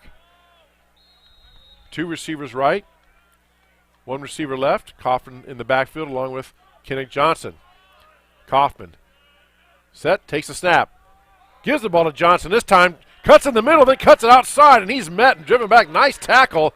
Number 4, Malachi Allison, 6-foot sophomore. Stopped Johnson in his tracks, and that's something we don't see that often. He had good form on that one. He just met him, lowered his shoulder, and drove through the player and dropped him back, but not before Johnson picked up about 4 yards, 2nd down and 6. It was an easy 3, and he worked hard for the last one. That's right. That's well said. 2nd and 6 now, as this could be the last play of the 1st quarter. Kaufman in the shotgun. Takes the snap, fakes to give to Johnson. That time he goes around the end and then cuts it back to the middle. Gets inside the 44 to maybe the 45 here. Yep, they're going to spot it out at the 45-yard line. So pickup of 1. And going to be 3rd down and 4. And that'll do it for the 1st quarter. 14-0. Tigers on top after 1 on the Tiger Sports Livestream Network. At Ramsey Weeks, it's the synergy of insurance and real estate that makes our local office vibrant. At Ramsey Weeks, our success depends on yours in buying or selling property, in insuring your car, home, farm, or business. In your time of need, our success depends on yours. Ramsey Weeks Insurance and Ramsey Weeks Real Estate, 715 5th Avenue, Grinnell. The Tiger Sports Livestream Network is brought to you by Ramsey Weeks Insurance and Ramsey Weeks Real Estate. As we start the 2nd quarter, I want to let you know that our quarters, all of our quarters, all season long, are sponsored by Brett Nickel State Farm. Right there in the corner of Highway 6 and 146. Or, if you want to go by street names, what is it? West and 6. There you go. Forgot my geography there for a second. Like a good neighbor, Brent is always there. Just hope you never have to call him. That's right. So we appreciate his sponsorship of our quarters all season long. All right, second quarter set to start here. Tigers at a 3rd and 4 at the Falcon 45. Kaufman in the shotgun. Takes a snap. Turns, gives the ball to Johnson up the middle. Johnson makes a cut, sidesteps the tackler, and got right to marker before he's pushed back. And the Tigers still going forward. No whistle.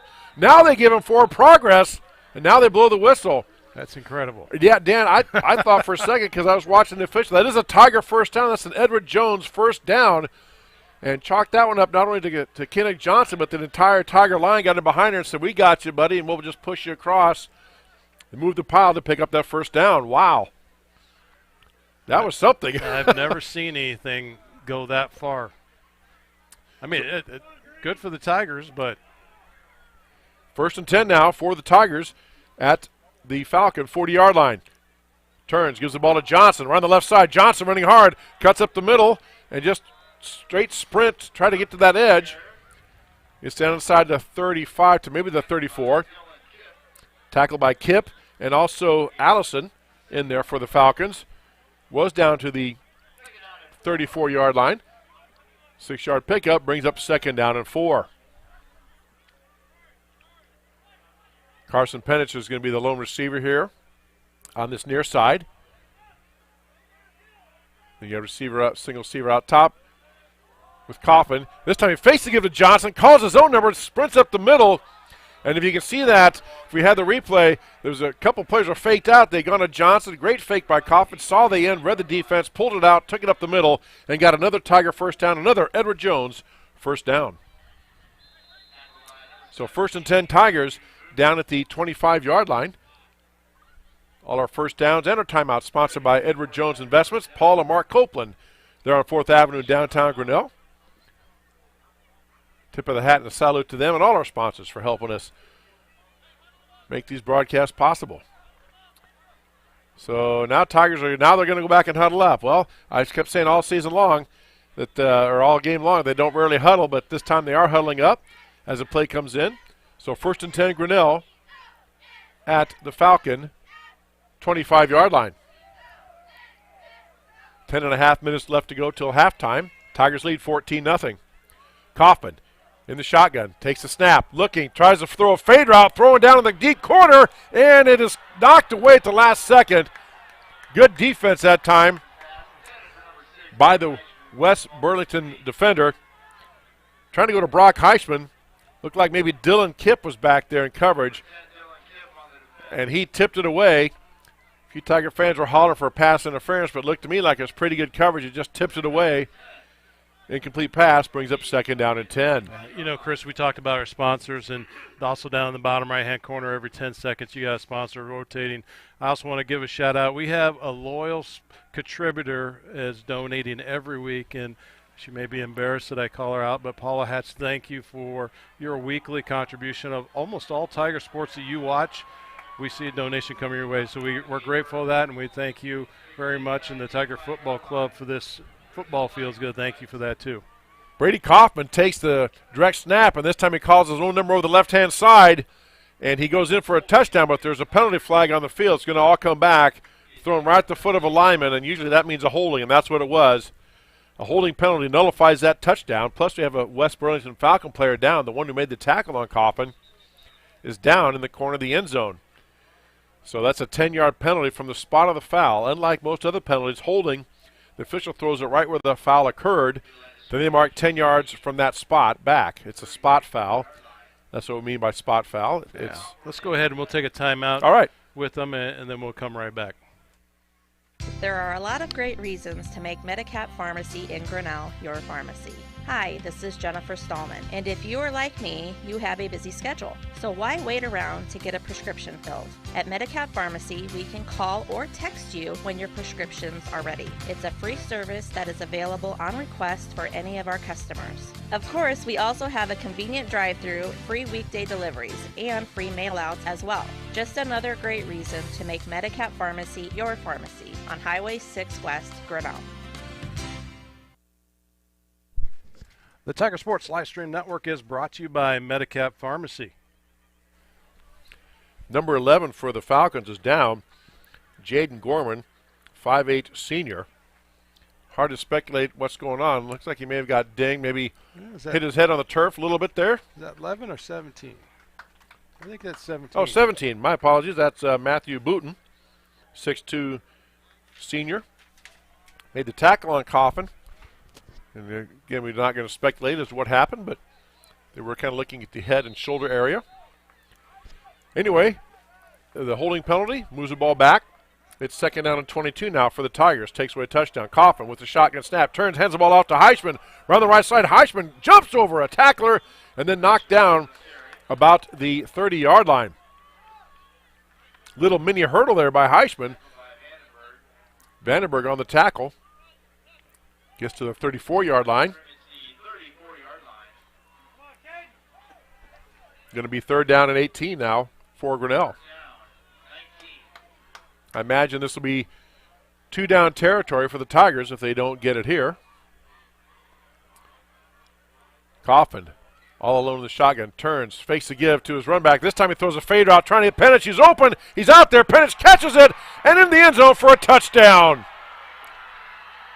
Penich, Jaden Gorman was out there and covered, but Penich got past him, and Coffin lost the ball up, lets his receiver run underneath it, and Tigers convert again on third and long for the touchdown. Let's take a look at that Clarity Eye instant replay. Nice throw out there. Carson Pennich's been excellent at catching the long ball all year long, so great job to the Tigers on their third touchdown of the evening. And as you said, it's just kind of interesting. All three Tiger scores have come on third and long situations. And by third and long, I mean over third down and over 10 yards. Kick is up, and it is good. 9:24 left to go till halftime. Grinnell 21, West Burlington 0 on the Tiger Sports live stream network.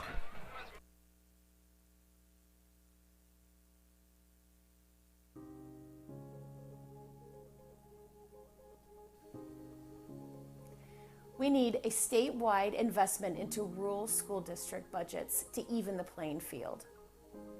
Families deserve fair wages and medical leave with backing for employers. Education and medical help should be more accessible. I support the privilege to own a gun through the passage of background checks. Landowners should be available to repurpose less ample land for alternative crops and energy. The Tiger Sports live stream network is brought to you by Sarah Smith, the house. And I tell you what, Chris, we've scored 3 touchdowns and haven't even touched our Poly Eyes red zone. So I'm going to throw it up there just to let everyone know that Joey Poly Eye and the Poly Eyes sponsor the red zone. We're scoring touchdowns beyond the 20-yard mark, and I'm not complaining, but we got to give Joey a little shout-out once in a while. Yes, we do. Again, thanks to Poly Ice Pizza and all our fine sponsors for sponsoring the Tiger Sports Live Stream Network. Kickoff by the Tigers. Taken back about the 15-yard line by West Burlington. Up the near side here, and he gets what he can out to about the 30-yard line when he's wrapped up by a whole host of Tigers there. Couldn't see the young man on the return. Looked like it was number 24 that time. That was Carson Jones, 6'6" senior. I saw Logan McDonald coming there off the bottom of the pile, a couple other ones. So West Burlington takes over, 1st and 10 at their own 31-yard line. Caden Schwenker, the junior quarterback, brings them out. In the backfield, number 10, Dylan Kipp. Schwenker takes the snap, turns, fakes the give, calls his own number, tries to get to the left side, trying to get outside. Again, great pursuit by the Tigers. Couldn't see who that was that came up and yanked him down. Just as he was starting to get his momentum, looked like Tristan Stark. Yep, I could have guessed. He was out there, got through, made the play, tackled that quarterback before he could get to the edge, lost on the play, back to the 27-yard line. So it can bring up 2nd down and 13. Yeah, I also want to give a shout-out to everyone who's watching us on our YouTube channel or via our Tigers SLN website. We live stream or embed our things in both places. So if you like what you're seeing, give us a thumbs up. If you're a Grinnell fan watching us for the first time, go ahead and hit that subscribe button. This time, pass attempt by West Burlington. Again, being pressured that time by Gene Blaylock.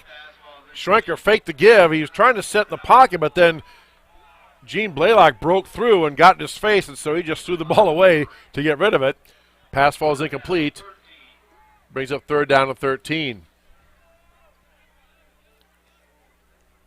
So far the game has gone according to script. West Burlington, on their first series, they had a long pass play. They were down inside Tiger territory at about the 20-yard line, but it was called back for a pass interference. And since then, the Falcons have not been on the Tiger side of the field. Here's a ball on the ground, but covered that time.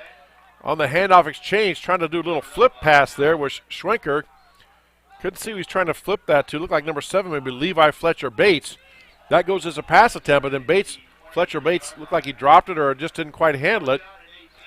I think all he heard was Gene Blaylock coming at him. Because Gene was right through that line and on pursuit there. And he fell on the ball, so Falcons maintain possession, but does bring up 4th down in a punting situation. Carson Pennett's back for the Tigers.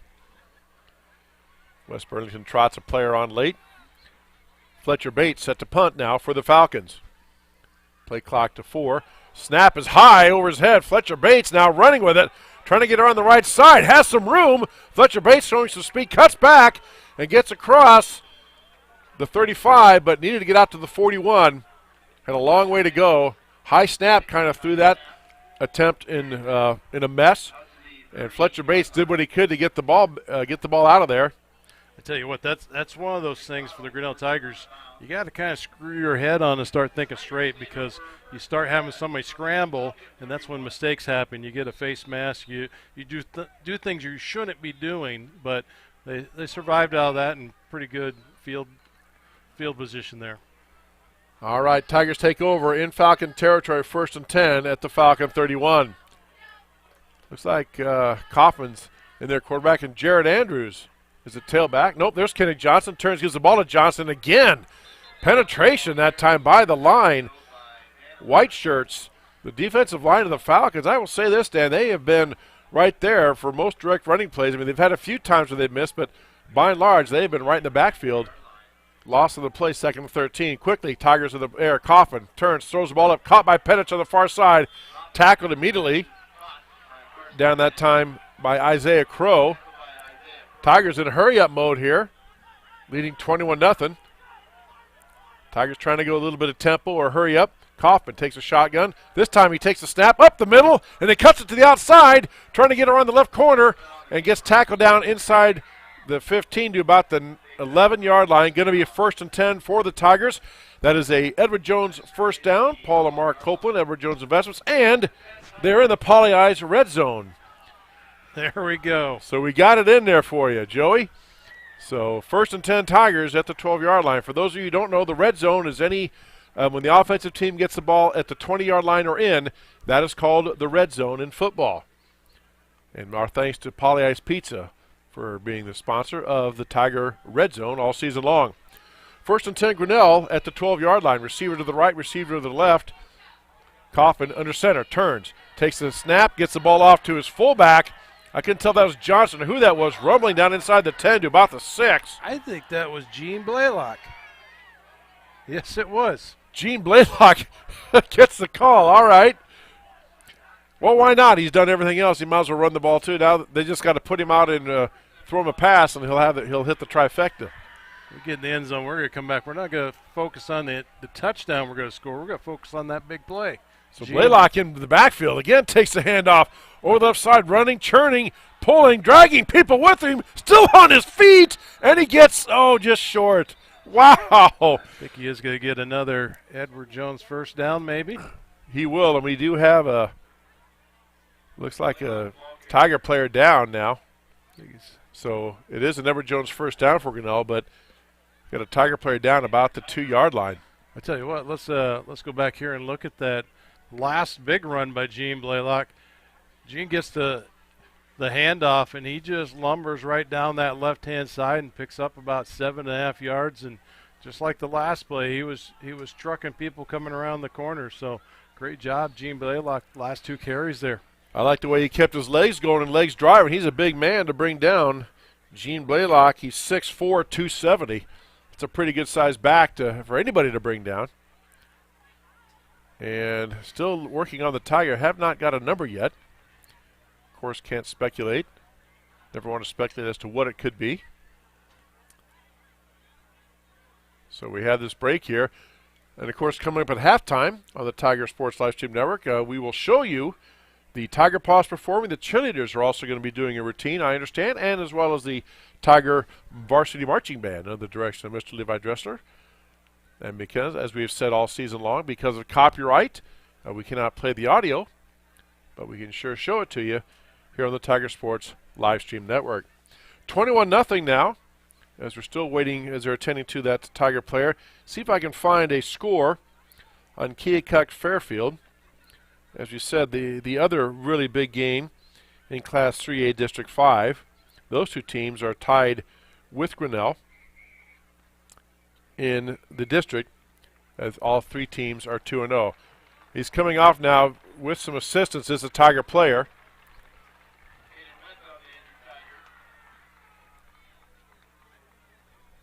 Didn't catch the number yet, but they'll wait until they get the young man safely off the field before they resume play.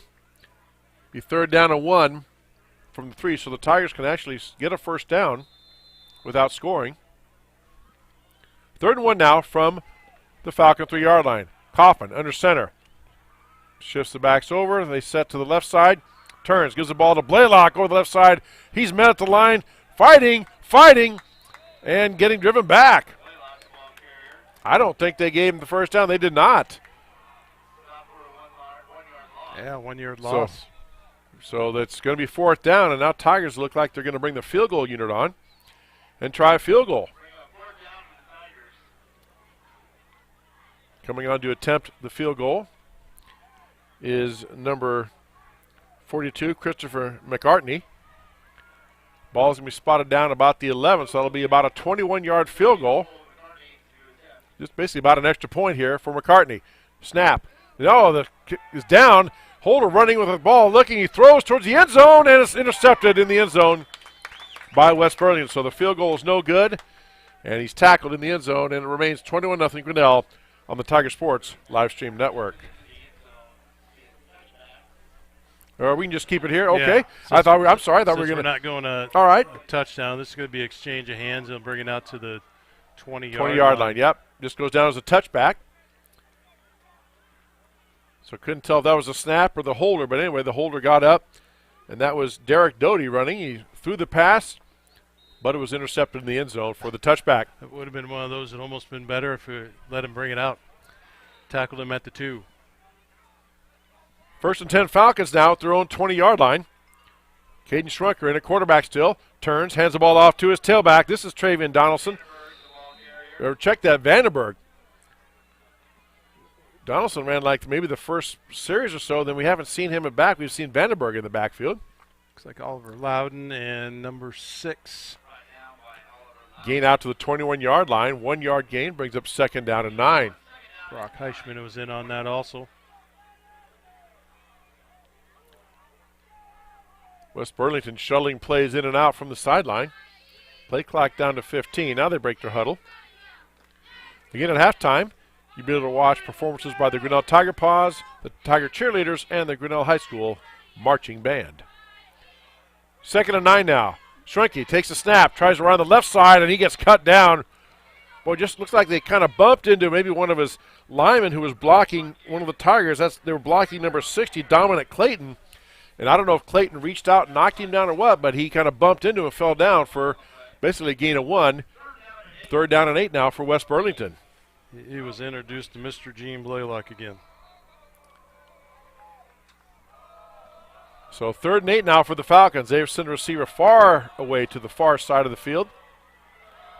Schwenker in the backfield, takes a snap, looking to the left, now looks to the right, now up the middle, now tries to keep it, steps back, still running, looking downfield, trying to get outside to the edge, tries to spin away, and then he's met by a whole host of Tigers and brought down. Again, great coverage downfield by the Tiger defense. No place for Schwenker to throw the ball, and he is dropped down for about a 2-yard loss. Johnson finally caught up with him on that far side. And Grinnell did take a timeout. So let's go ahead and we'll take one with them, and we'll come right back. Since 1999, Grinnell Newberg Dollars for Scholars has raised scholarship money for our graduating seniors. To date, we have awarded 1,820 scholarships to GHS graduates. We need you to be a part of our scholarship community, be a part of our GHS graduates' futures, and be a part of Grinnell Newberg Dollars for Scholars. Please consider sponsoring a senior scholarship. Go Tigers!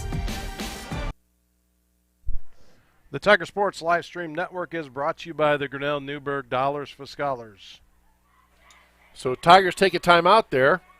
4th down and 9 Falcons back at their own 21-yard line. They are back in punt formation. Last couple of times it's been kind of an adventurous punting situation for the Tigers, and Levi Fletcher Bates, their punter. Penich back deep at midfield for the kick. This time a great snap and a nice high kick. Penich takes the ball, fair catches it into Falcon territory at the 45-yard line. Be 1st down and 10 Grinnell at the Falcon 45-yard line. So Tigers here in the driver's seat with 3.5 or just over 3 minutes left to go until halftime.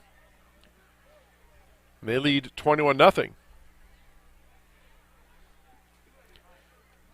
So see who comes out here at quarterback. Looks like he might have a... Nope, it's Kaufman, Brady Kaufman, the sophomore. And Kenneth Johnson to his left. Receiver to the near side. 2 receivers far side. Kaufman looks over the defense and takes the snap.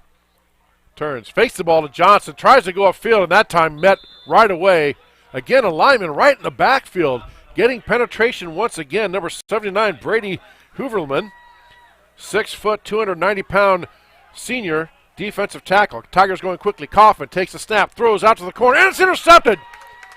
Picked off that time by the Falcons. That was Malachi Allison with that interception, and now Malachi Allison is down. So Tigers turn it over, but he was holding his back. I don't know if he has a cramp. Looked like maybe. Looked like it might just be a cramp. Yep, the way they're stretching that toe back. So while they look serious and they're very painful, they are not usually very serious, the cramps, but sometimes they just don't go away. They can turn into a golf ball in the backside of your leg. You think you're going to die. Yeah. As anyone who's ever had a cramp can tell you, they're not a lot of fun. Usually not too serious, but not a lot of fun. So Tigers there in the hurry-up, and we didn't see that. That's kind of the first time we've seen the tempo or hurry-up offense by the Tigers most of the season. They obviously saw something on film they could exploit with West Burlington. We talked about the fact they only were dressing 22 players tonight, so maybe the Tigers thought if we do hurry up, that won't give them much of a chance to rest and they can break something. But Allison that time stepped in front of the slant route, trying to go over there to Cole Blackford, it looked like, and Allison just stepped in front, made the interception. Falcons have the ball in pretty good shape, 1st and 10 at their own 38. Jeremy, you got some stats for us? Solon Fairfield tied at 7-7. All right, thank you very much. Jeremy Shapiro over here to my right. Wow, that's kind of amazing. That's that close. Yeah, well, it's at Fairfield, and Fairfield's solid. Solon, again, the way they went through the district last year, people think, oh, Solon's just going to win it again this year, but they lost quite a bit. But they are talented enough and deep enough that they just kind of reload. But still, I don't think they're quite the team they were last year. So big game, and as I said, one of those two teams is going to have a district loss after tonight.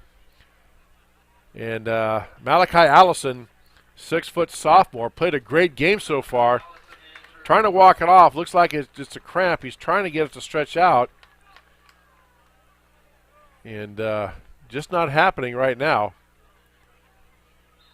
So hopefully the young man will be okay. He'll get the cramp stretched out and he can come back in. 1st and 10 now, the Falcons at their own 38-yard line. Caden Schwenker, the quarterback, junior quarterback, in the shotgun. Vandenberg, the fullback, turns. Gives the ball off to his fullback up the middle, number 16, Hayden Vandenberg. And he plows straight ahead out to about the 39-yard line. 2-yard pickup. Brings up 2nd down. Actually out to the, out to the 40-yard line. 2-yard gain brings up 2nd down and 8. Looks like Blaylock was in there along with number 55 for the Tigers, Oliver Loudon, making that stop. 2nd and 8 now for the Falcons. 2 receivers near side, 2 receivers far side. Single back. Schwenker turns, pitches the ball out to number 7. That's Levi Fletcher Bates. Bates trying to get out of bounds or get something past. Could not get past number 87 for the Tigers. Ben Clemley out there. Yeah, and number 18, Carson Panich, he stepped up here and he just stayed home. You know, he didn't over-pursue. He broke down and he made a good stick there. Looks like we got a timeout by the Tigers. All right, timeout taken by Grinnell. We'll take one as well on the Tiger Sports Livestream Network. Grasshoppers, turtles, polar bears, and chunky monkeys? The Dairy Barn, located at 1810 6th Avenue in Grinnell, is not your typical barnyard. Stop by before or after the big ball game to pick up your favorite ice cream or flavor of the day yogurt. They also have a full line of delicious foods, including tenderloins, pulled pork sandwiches, popular chicken wraps, and much, much more. Don't have time to stop at the barn? Catch them on the move at some of the favorite events around Grinnell, or give us a call and try out our catering. And don't forget to check out www.dairybarngrinnell.com to order online or the Chow Now app. Remember, I scream, you scream, we all scream for Dairy Barn. The Tiger Sports Livestream Network is brought to you by the Dairy Barn. As the Dairy Barn days are slowly counting down, I saw the final October flavor of the day for the yogurt pop up, which my strawberry's coming up around the corner. But stop in and for all your favorite Cyclone flavors, and go ahead and make your own Cyclone flavor. Jeanette and Tracy do a great job at the Dairy Barn. Penalty flags on the field that time. Laundry comes flying in from all over the place. 3rd down and 8. Schwenker on the carry. Looked like maybe a broken play. And we're going to get a penalty against West Burlington. Looks like a holding right there, right on the 40-yard line. So that'll be a 10-yard penalty from the spot of the foul. Tigers, of course, will accept that because it looked like, despite the broken play, Schwenker did get a 1st down. But instead, ball gets moved back to the 30-yard line, where it's going to be 3rd down now and 18 for West Burlington. Under 2 minutes left to go here, first half. Players check their wristbands. It plays on the wristband. 2 receivers to the far side, 2 receivers near side. Vandenberg in the backfield along with the quarterback Schwenker on 3rd and 18. Schwenker takes a snap. Looking, throws deeper on the sideline. Tipped, up in the air, and falls incomplete. Coffin may have got a piece of that. Then it was tipped by the receiver. Nobody could get to it. Falls incomplete, brings up 4th down. And a punting situation for West Burlington. Tell you what, the 3 guys up front, they were putting some heavy pressure on the quarterback there. Gene Blaylock was leading the charge. So back deep for the Tigers. Carson Penich. Fletcher Bates set to punt for the Falcons. Snap right at him this time. Gets the punt out of there. Nice high punt once again. Penich, fair catch at the Tiger 46-yard line rather. 1st and 10 Grinnell at the 46. Let's see what the Tigers do here. They don't have any timeouts left, but they have 1:46 left to go. And in high school, the clock does stop momentarily on a 1st down. So see what Coach Adam Haydenfeld draws up here. Tigers should maybe get some more points on the board. Coffin brings them out of the huddle. Penich here to the near side. 3 receivers to the top of the screen there. On 1st and 10, Johnson in the backfield with Kaufman. Kaufman the shotgun, takes the snap, calls his own number, right up the middle, gets held up and stopped there. Nice play by number 6, Quincy Collins. Good to see that young man back out there. He grabbed Kaufman, slowed him up after a gain of about 3, 2nd down and 7 as Tigers again go to tempo. Kaufman takes the snap, looks, tried to throw deep, thought about it, and he just turns and throws it out of bounds. Dangerous toss-up right there in that flat when you had a linebacker, number 4 for the Malachi Allison, which has been a pivotal person for that defense out there. Yep, Kaufman was trying to go deep on a go route, or when I say go route, that means one of his receivers just run straight down the field, but that wasn't there. And then he tried to go out in the flat, as Dan said, but he wisely, it was kind of a knuckleball, maybe slipped out of his hand, and fortunately fell incomplete as he was trying to throw it away. And it's 3rd down and 7. Coffin in the shotgun. Takes a snap. Here comes the pressure. Coffin throws a quick pass. Out caught by the Tigers. Just past the first down marker. Carson Pennis just ran down and did a little out route. What I mean by that is he ran down past the first down sticks, turned towards the out of bounds side, and Coffin hit with a perfect pass. 1st and 10 Tigers. That's an Edward Jones first down. Paul and Mark Copeland, Edward Jones Investments, our first down sponsors and our timeout sponsors all year. And I've been forgetting to throw the timeout sponsor up. Oh. And that pass by Coffin complete that time. Down to Cole Blackford. Tigers again going tempo. They're down to about the 27, 29-yard line. Tigers trying to get set. Coffin gets everybody set. 1st and 10. Coffin with the snap, turns. Again, a little quick in route. Caught by the Tigers. Blackford again on the reception. Tigers getting close to that Poly-Eyes red zone. 2nd and 5 now at the 29. Coffin gets a play. Shouts it out to his teammates. And he's in shotgun. Takes a snap. Back to pass. Looking. This time he tucks it. Being pressured. Turns and throws back across the middle. Has his receiver. That was number 4. That was Braden Johnson. And we got a flag on the play. Is a Tiger first down for now. Penalties against Grinnell. Couldn't see. Well, they're calling pass interference on the Grinnell Tigers this time. So that'll be a 15-yard penalty from the line of scrimmage. With 41 seconds left to go here in the half. Moves the ball back out to the 39-yard line. Tigers get the down over, be 2nd down and about 20 or so for Grinnell. Coffin not wasting any time. Boy, they put the ball ready for play. He's ready to go. Coffin in the shotgun. Looking, snaps the ball high and a little bit behind his receiver that time. Trying to get Braden Johnson that time. Boy, that ball had some speed on it. Ooh. That was a fastball. Brady is a pitcher.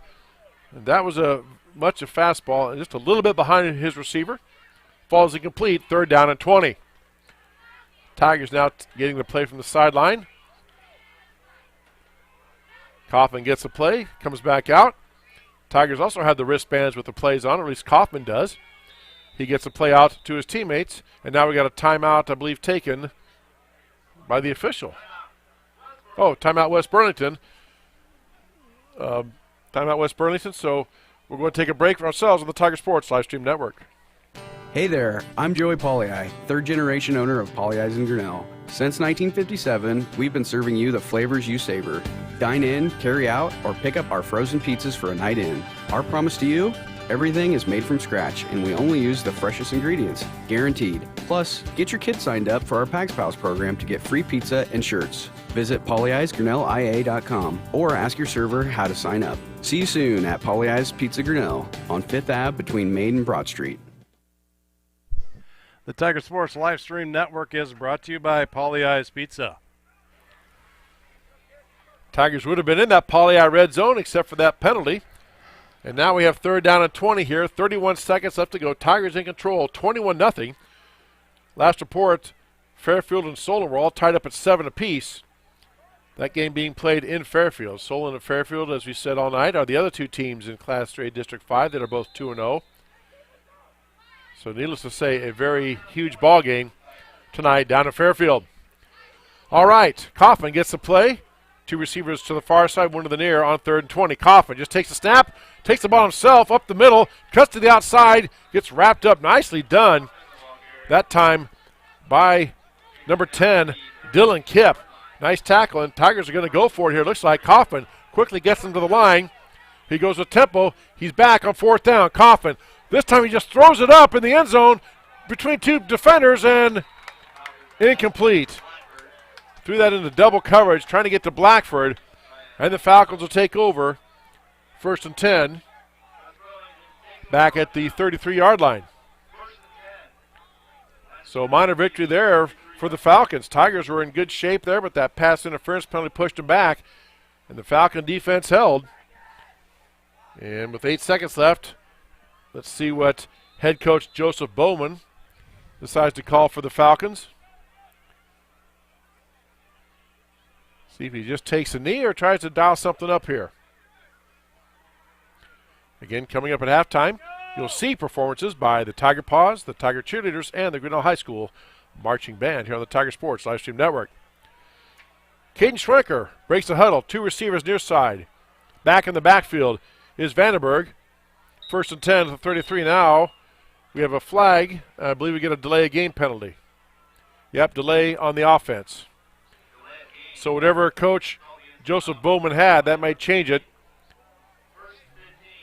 Maybe he'll now take a knee. Well, they're not gonna huddle up. They're just gonna go with the play here. A couple of linemen putting their hands up like, just take it easy, we got time. Play clock is down to 10 already. Now Schwenker gets them under center and gets them all set. In shotgun and takes the snap. Schwenker looking to throw, throws down the middle, overthrows everybody. That's intercepted by Carson Penich. There's a penalty flag on the field. Penich taking the ball back down the far sideline, cuts it back to the middle, trying to get to the end zone. And does he? Yes, he does. Carson Penich for the touchdown, but I think we have a flag on the field here. I'll tell you what, that looked like pretty quick action of Gene Blaylock across the line there, but where is that flag? I don't see it. There is no flag on the field. The officials ran down. If there was a flag, the referee, whoever threw it, would have ran back and spotted up where the flag was. So no penalty, and that is a pick 6 for the Tiger defense. And Carson Penich, his 2nd touchdown on the night, 1 offensive and 1 defensive. And just what you didn't want to have if you're the Falcons, a turnover. Now in for the extra point, Christopher McCartney. And this will be the last play. It is up, and it is good. We are at halftime. Grinnell 28, West Burlington nothing. You know what, Chris, before we go to halftime, let's look at that pick 6. He'll take us right into the half.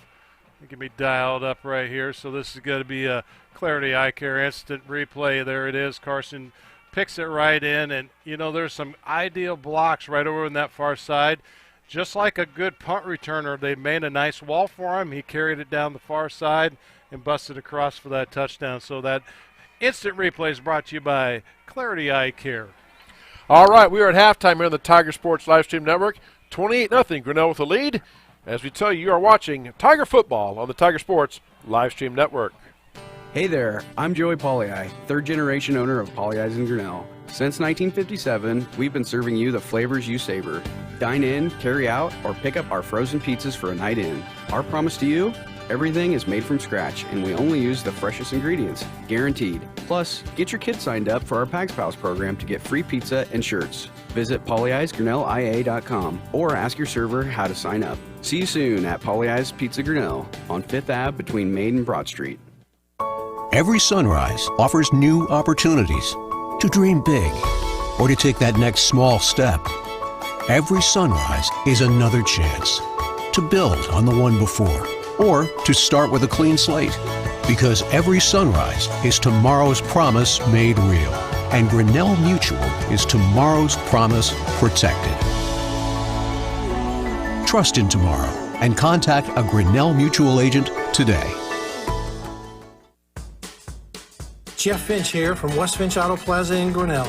We normally go to the auction to restock our used cars and trucks, but prices have skyrocketed. If we're going to overpay, we'd rather overpay our friends, neighbors, and past customers. Bring your vehicle in for a quick 20-minute appraisal. You can either take the cash, trade for a different vehicle, or walk away. In some cases, your vehicle may be worth more than you paid for it. See us at West Finch Auto Plaza in Grinnell or online at westfinch.com. At Ramsey Weeks, it's the synergy of insurance and real estate that makes our local office vibrant. At Ramsey Weeks, our success depends on yours in buying or selling property, in insuring your car, home, farm, or business. In your time of need, our success depends on yours. Ramsey Weeks Insurance and Ramsey Weeks Real Estate, 715 5th Avenue, Grinnell. This is a story about signs. It's also a story about people's experiences. The humble sign. They are everywhere. But signs are more than just a plaque on the wall, an arrow, or letters on a building exterior. Signs help you leave a legacy or start a new chapter in life. All those signs have to start somewhere, and that's where we come in. We're your trusted partner in everything signage.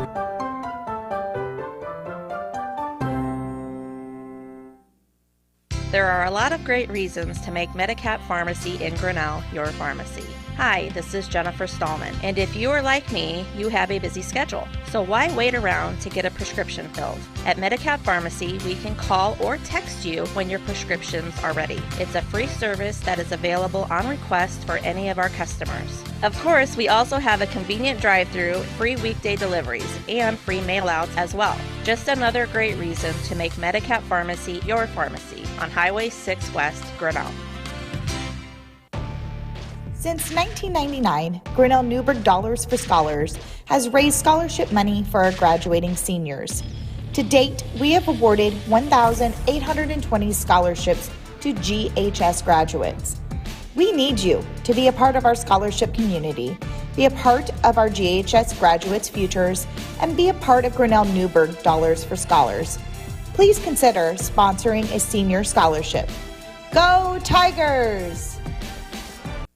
Grasshoppers, turtles, polar bears, and chunky monkeys? The Dairy Barn located at 1810 6th Avenue in Grinnell is not your typical barnyard. Stop by before or after the big ball game to pick up your favorite ice cream or flavor of the day yogurt. They also have a full line of delicious foods including tenderloins, pulled pork sandwiches, popular chicken wraps, and much, much more. Don't have time to stop at the barn? Catch them on the move at some of the favorite events around Grinnell, or give us a call and try out our catering. And don't forget to check out www.dairybarngrinnell.com to order online or the Chow Now app. Remember, I scream, you scream, we all scream for Dairy Barn.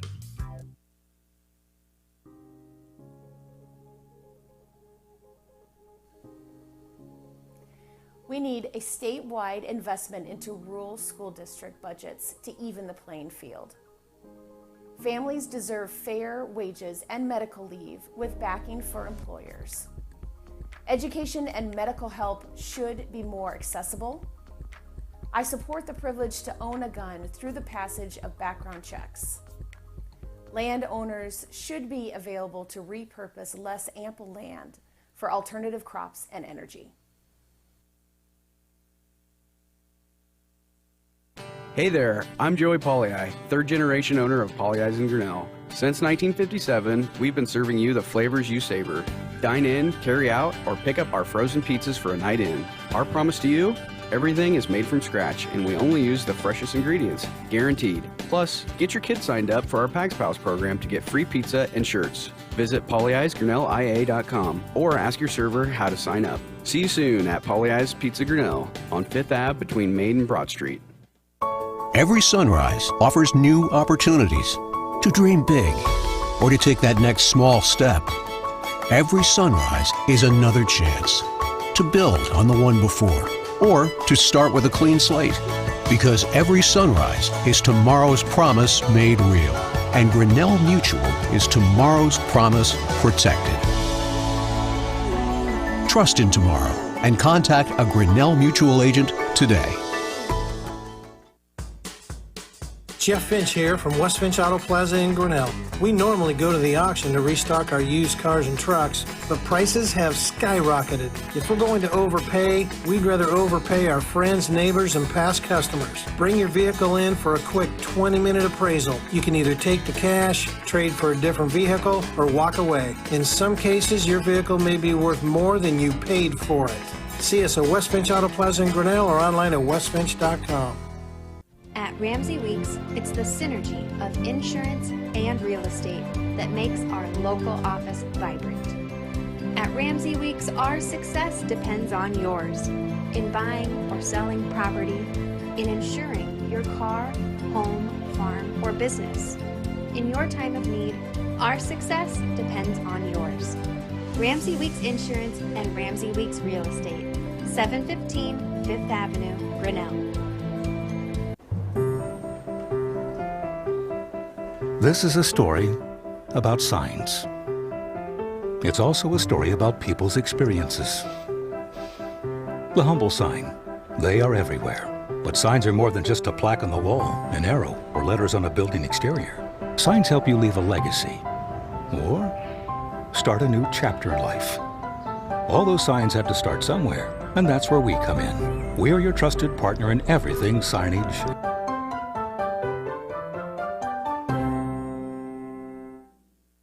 There are a lot of great reasons to make Medicap Pharmacy in Grinnell your pharmacy.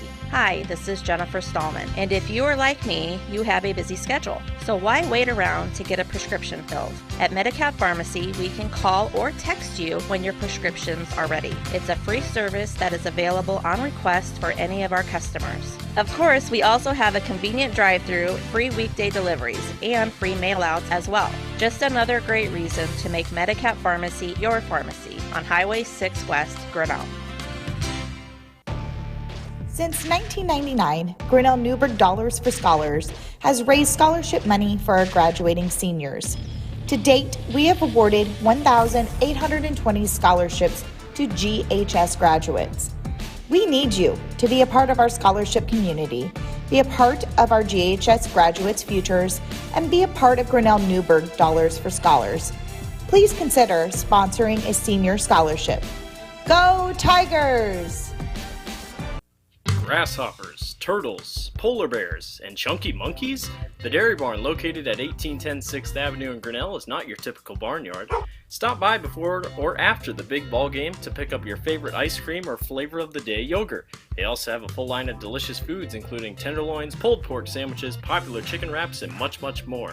Don't have time to stop at the barn? Catch them on the move at some of the favorite events around Grinnell, or give us a call and try out our catering. And don't forget to check out www.dairybarngrinnell.com to order online or the Chow Now app.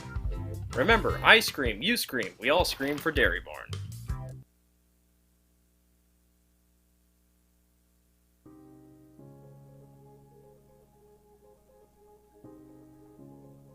I decided to run for the Iowa House because I had helped on a couple of different school bond votes. And I didn't like how state policies were causing divisions within our rural communities, and I felt that I had a good understanding through listening to both of those sides at how to make it better and how to make positive change for our small rural towns.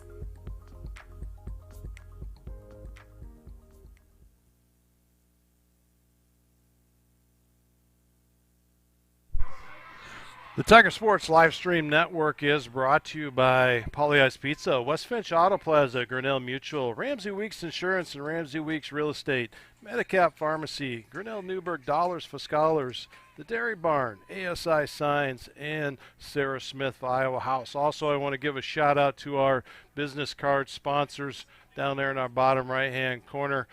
ASI Signs, Turnkey Realty, Mayflower Community Homes, Kurt's Collision Center, Pauly Ice Pizza, West Finch Auto Plaza, the Dairy Barn, Medicap Pharmacy, Grinnell Mutual, Clarity Eye Care, Ramsey Weeks Insurance, and Ramsey Weeks Real Estate, and Grinnell Firestone. Also to give a shout out to our first down sponsors, Mark and Paul Copeland and Edward Jones, and they also sponsor our timeouts, which I've done a poor job of putting that up at our timeouts tonight. Our Red Zone is sponsored by Pauly Ice Pizza, so anytime we're in the Magic 20 and hit that Red Zone, Pauly Ice Pizza, think of them on Tuesday nights for their spaghetti specials and Wednesday nights for their two topping specials. Stop down on 5th Avenue, see Joey Pauly. And lastly, to shout out to our Brent Nickel, our quarter sponsor for the evening. Brent sponsors all quarters, all periods, everything, ending, you name it. Brent Nichols' name is all over that, so thank you to them. And Clarity Eye Care also sponsors our instant replay. We're going to let the band set up. Sorry we don't have any sound to go with it due to copyright, but you go ahead and watch the formation. Levi Dressler does an excellent job with that group out there, so sit back and relax and sing the tune in your head.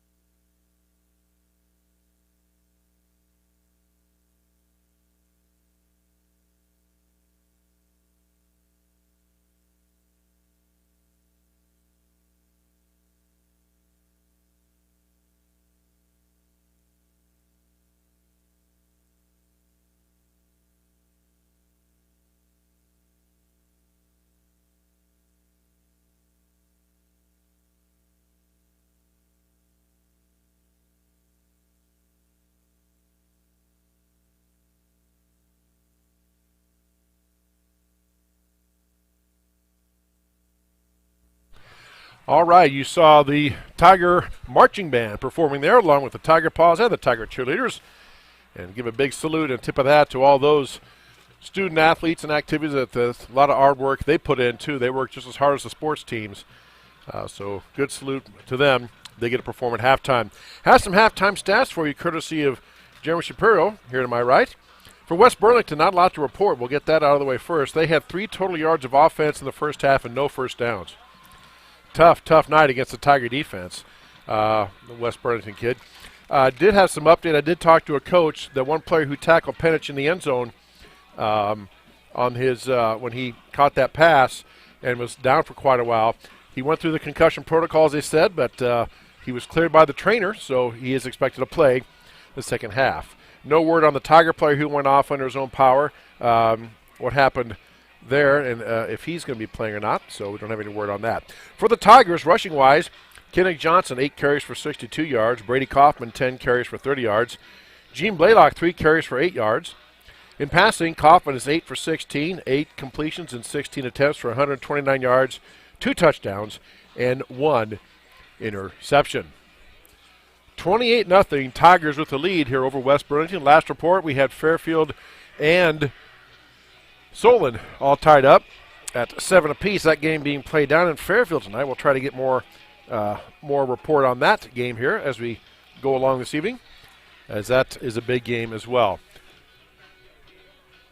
Halftime here at TT Crane Field, and I can vouch for it. I stepped outside the press box from our location, and it is cold.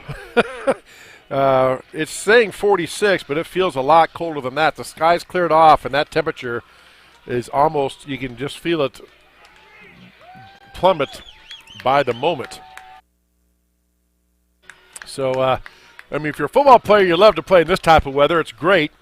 For a fan or a broadcaster, not so much. So, it is what it is. And the Tigers get ready here. Now, they took the opening half kickoff, so West Burlington will actually get this kickoff to start the second half. Falcons, you never know. You're down 28-0. You come down and you make a play. If you can get a first down, get a few first downs, or even get a score, it's a whole new ball game right back into it. I'm sure that's what the Tiger coaching staff talked about. I know when I was in these situations as a basketball coach, I would tell my team, we had to practice down. I'd say, what's the score? And they all better say 0-0 because it's a whole new half. So here's a kickoff by the Tigers, taken back at the 10 by West Burlington. Up the near side is the Burlington Falcons. And on the return that time is number 6, Quincy Collins. Gets it out to across the 25 to about the 28-yard line, looks like. Tackled by a couple of Tiger players right there. So the Falcons take over 1st and 10 at their own 28-yard line. Again, Caden Schwenker, the Falcon quarterback. See what adjustments head coach Joseph Bowman has made to start this second half. Sends the receiver far side of the field and has 2 backs in the backfield. Does Schwenker, the quarterback, in the shotgun. Schwenker takes the snap, fakes the give, passes out in the flat, tries to hit his receiver out there, number 7, Levi Fletcher Bates. Pass just a little long, falls incomplete. Going to bring up 2nd down and 10. The Tigers, they sent a center stunt right up the center of there with the linebacker, so put a little bit extra pressure, especially when he's sitting back trying to set up for a pass. So 2nd and 10 now, as again Tigers able to get pressure on the quarterback Schwenker, 6-foot junior for the Falcons. 2 receivers on the near side here. Schwenker takes the snap, goes around the left side, cuts it up, tries to get upfield, gets out across the 25 to about across the 30-yard line. Andrews and Stark on the tackle for the Tigers. Out to about the 32-yard line. Pick up a 4, 3rd down and 6 for the Falcons. 2 receivers here to the near side. 2 backs in the backfield with Schwenker. In the shotgun. Bends over, looks at the coach, gets the play. They look at their wristbands. Coach calls out a number. The number corresponds to a play. And here we go. Schrenker takes the snap, looking. This time throws a pass up, trying to get his big receiver, and overthrows Dylan Kipp that time. Kipp went up for it, but just too far out of bounds. Pass is incomplete. We have a penalty flag on the field. Going to be an ineligible man downfield for West Burlington. I'm sure the Tigers will decline that. Yes, they do, bringing up 4th down. Carson Penich back to receive the punt of Fletcher Bates. Just underway here, 3rd quarter. Tigers lead 28-0 on the Tiger Sports Live Stream Network. Chris Juni, Dan Walker, and their camera person, Lori Walker. The true CEO and true operations manager of this outfit is on the camera tonight. And Dan can't say anything, so. It's not warm enough for it. That's yes, all I can say. There we go. Here's a punt. Gets it out of there. This time a kind of a low spinning kick, but takes a Tiger bounce, but hits a West Burlington player. And our Tigers pick it up. You know, that was so close. That might have hit a Tiger player as it came down. And that's why Carson made that last-minute grab, because I could hear some yelling across from the coaches. So anyway, they're going to spot it down. Now, they threw the beanbag up at the 43 where the ball was hit. Now the officials are talking, and they're asking, well, where's the beanbag? It's up here. The official threw it. Now he puts it up at the 44, and that's where it's dead. So all that, I guess they ruled, Dan, that it was not touched by a Tiger because the ball is dead then when that West Burlington player touches it. And that's where the Tigers take over 1st and 10 at their own 43. Oh, it hit the back of a West Burlington Yep. player. Okay. And then anything after that happens doesn't matter because the ball's dead. Here's the pitch from Coffin to Johnson over the left side, trying to get to the edge, puts a stiff arm out, shakes off a tackler, and gets pushed out of bounds. Wow. That time, Malachi Allison, who's been there all night for the Falcons, was there to make the play, but Johnson just gave him a little stiff arm and a shuck and got 11 yards and a Tiger 1st down. That's an Edward Jones 1st down, Paul or Mark Copeland. Edward Jones Investments, 4th Avenue there in downtown Grinnell. Stop in and see them for your financial needs and any questions you need answered. Into Falcon territory, 1st and 10 at the 46. Coffin, this time under center. Takes the snap, gives it back to Johnson, starts right, cuts back left, still moving, trying to step through a tackle, but good pursuit that time by the Falcons. Holds Johnson to a gain of maybe 1 down to about the 45. That was a lot of work for 1 yard, but you know what? In this day and game, you have to do it. Vandy Wall on the tackle for the Falcons. So actually they give him a gain of 2, 2nd down and 8 now. Clock moving, 10:20 left to go, 3rd quarter. Tigers lead 28-0. My guess is Tigers will not throw the ball unless they really have to. Coffin under center. Turn. Gives the ball off to Johnson up the middle, and he plows through, skips through a tackle, still driving his feet, gets down inside the 40 to about the 35. Going to be marked down about the 38-yard line, short of the 1st down. Going to make up a 3rd down and a long 2.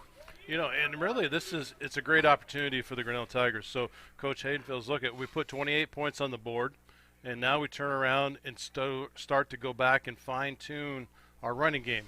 And when you have a team that you can actually work against, and some of this, you know, practice is not always practice, but when you're in a real-time game, you can move the ball. It gives confidence for this young team. 3rd and 2 now. Coffin fakes to get back to pass, rolls into the pressure, throws the ball up, and it's almost picked off. Let's see. Is it picked off? No, the Tigers caught it. Coffin turned and rolled right into Malachi Allison, right in his face. He threw the ball up for grabs. That's a great bring down by Heischman to take control of that ball. Well, he prevented an interception. You know, if you could knock it down, at least make sure you make the catch. It is a completed pass, but it is a loss in a play. 3-yard loss back to the 41, so it's 4th down and 5. And it looks like the Tigers are going to go for it here.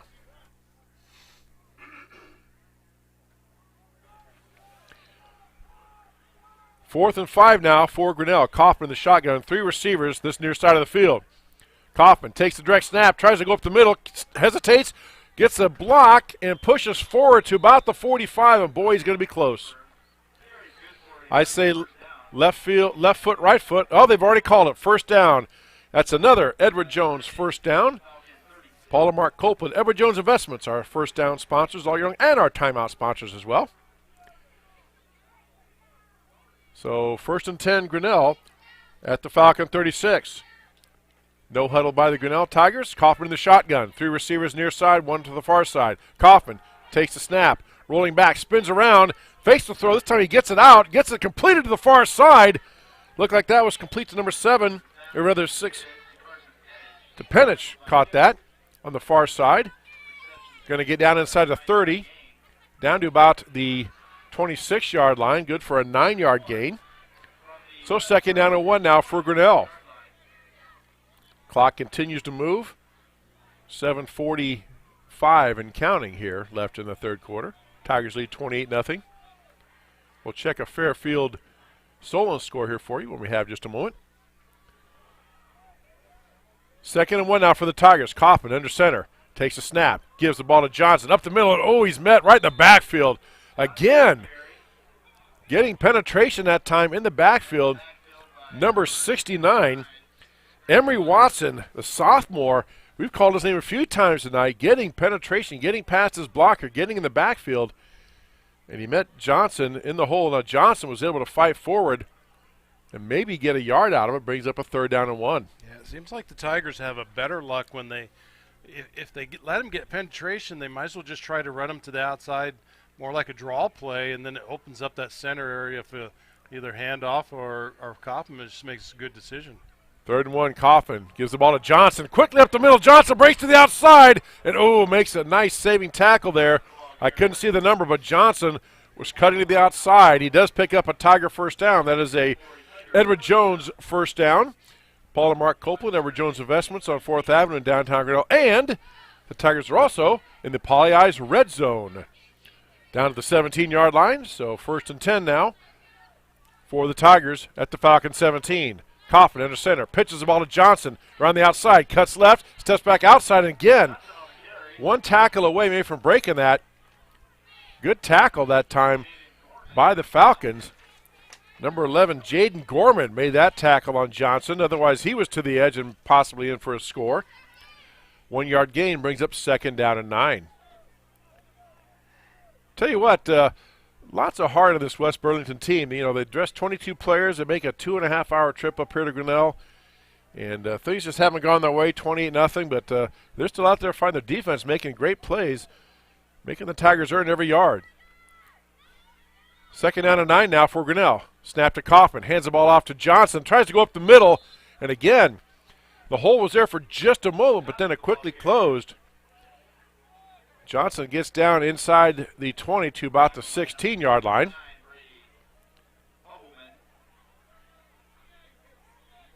So it's going to be 3rd down and 9 now for Grinnell. Hard to see from our angle where the marker is, but it looks like it's 3rd down and about 9. Kaufman in the shotgun. 3 receivers to the far side, 1 here to the near side. Kaufman takes a snap, gives the ball to Johnson up the middle. Johnson picks this hole, goes to the outside, cuts up the middle, and runs in the end zone for the touchdown. Kinnick Johnson, 16-yard touchdown run for Kinnick Johnson. Right up the middle that time and cut to the outside, made 1 guy miss, and that's all he needed to sprint to the end zone for that touchdown.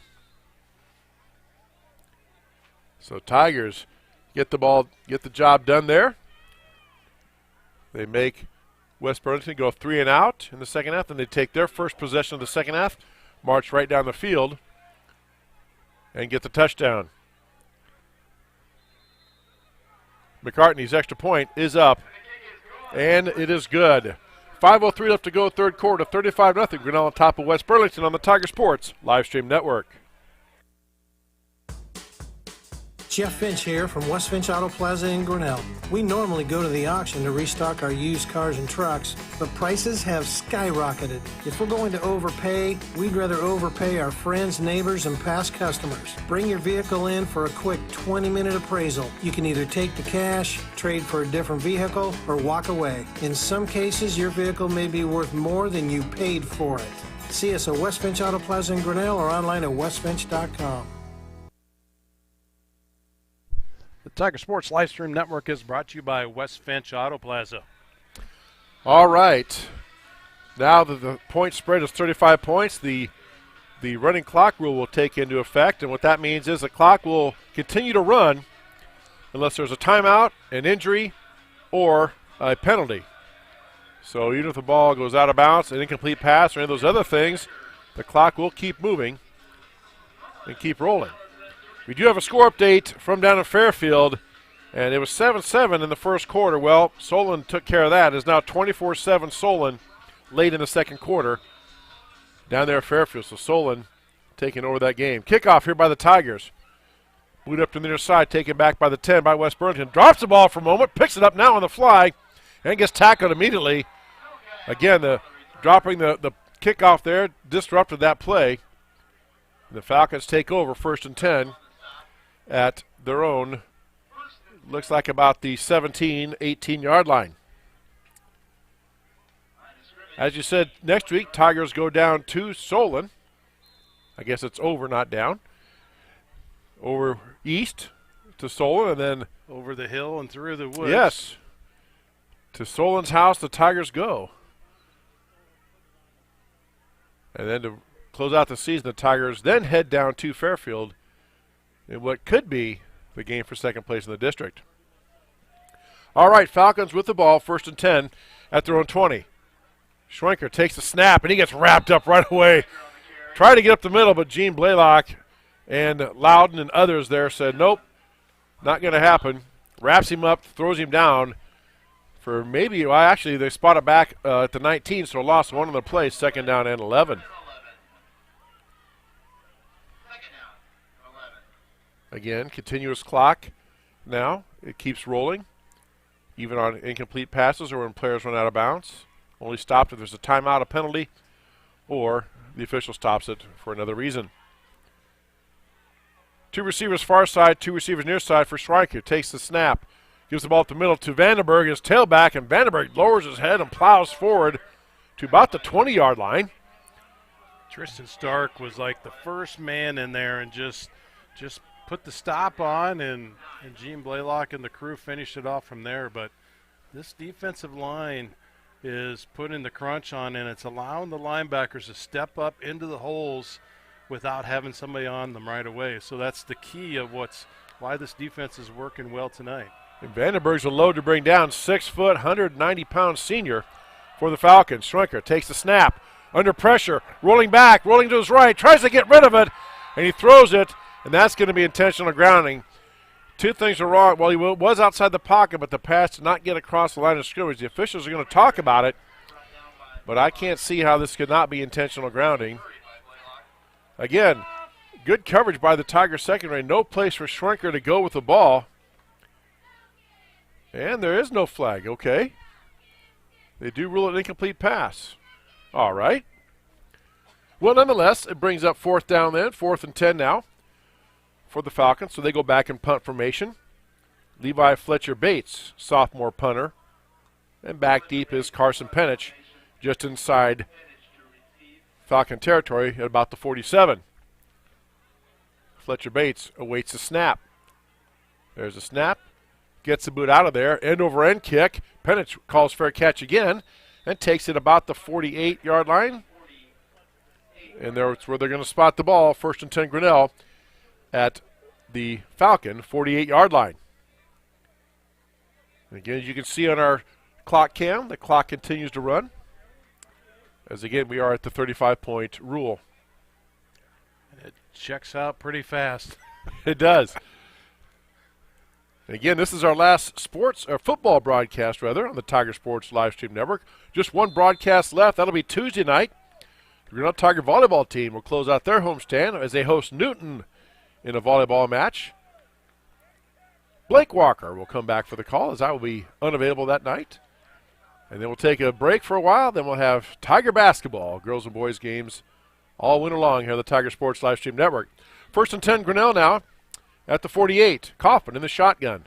Takes the snap, gives the ball to Johnson up the middle, just plows forward, lowers his shoulder that time. Gets down to check that. That was Andrews with the ball.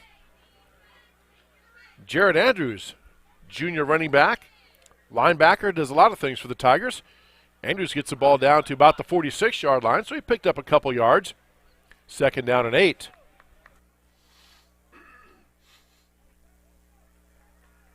Under a minute left to go here, third quarter. Kaufman looks at the sideline, gets everybody set, and takes a snap. Here comes a blitz by West Burlington. Andrews breaks through the crowd. He gets past into the second level inside the 45 to about the 40. That is going to be just short. Has to get down to about the 38-yard line. Oh, they stop him down at the 41. So it's going to be third down and 3. And that should be the last play here of this third quarter. 3 in the books. Tigers lead West Burlington 35-0 on the Tiger Sports Livestream Network. Every sunrise offers new opportunities to dream big or to take that next small step. Every sunrise is another chance to build on the one before or to start with a clean slate. Because every sunrise is tomorrow's promise made real. And Grinnell Mutual is tomorrow's promise protected. Trust in tomorrow and contact a Grinnell Mutual agent today. At Ramsey Weeks, it's the synergy of insurance and real estate that makes our local office vibrant. At Ramsey Weeks, our success depends on yours in buying or selling property, in insuring your car, home, farm, or business. In your time of need, our success depends on yours. Ramsey Weeks Insurance and Ramsey Weeks Real Estate, 715 Fifth Avenue, Grinnell.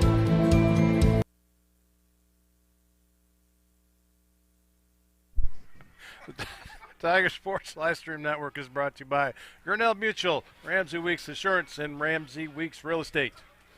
We're here at the football game. Yes. And the score is 35-0. Not nuttin'. My apologies to all you grammar police out there. 35-0.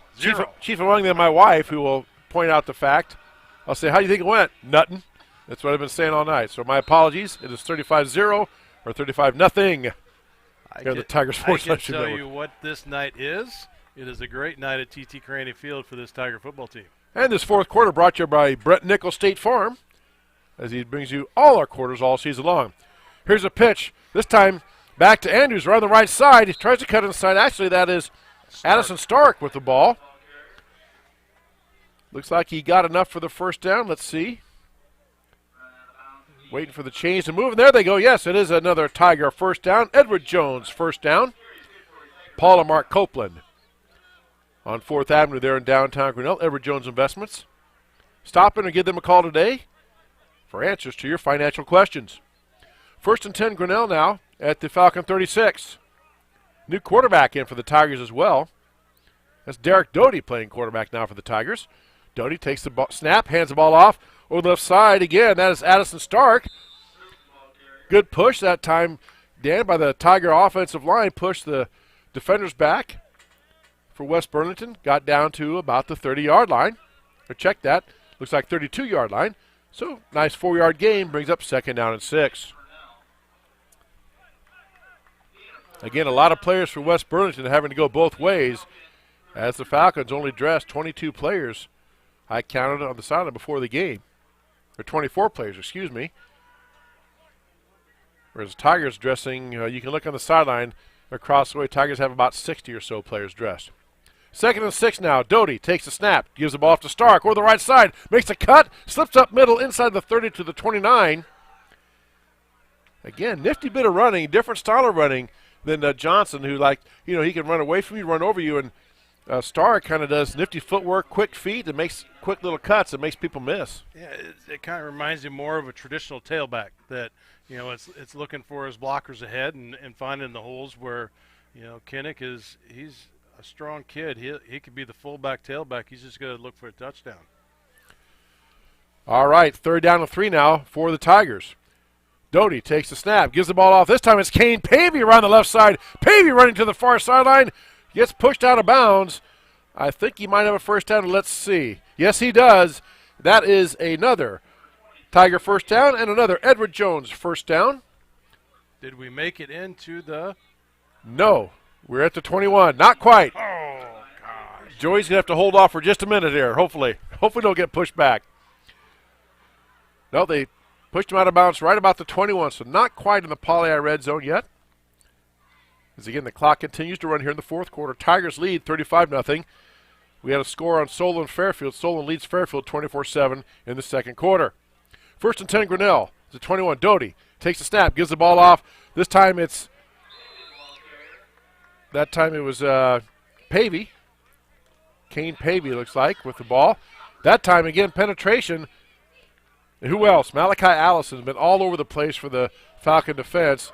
Gets in the backfield. Lost in a play back out to the 28-yard line. So 7-8-yard loss makes it second and 17.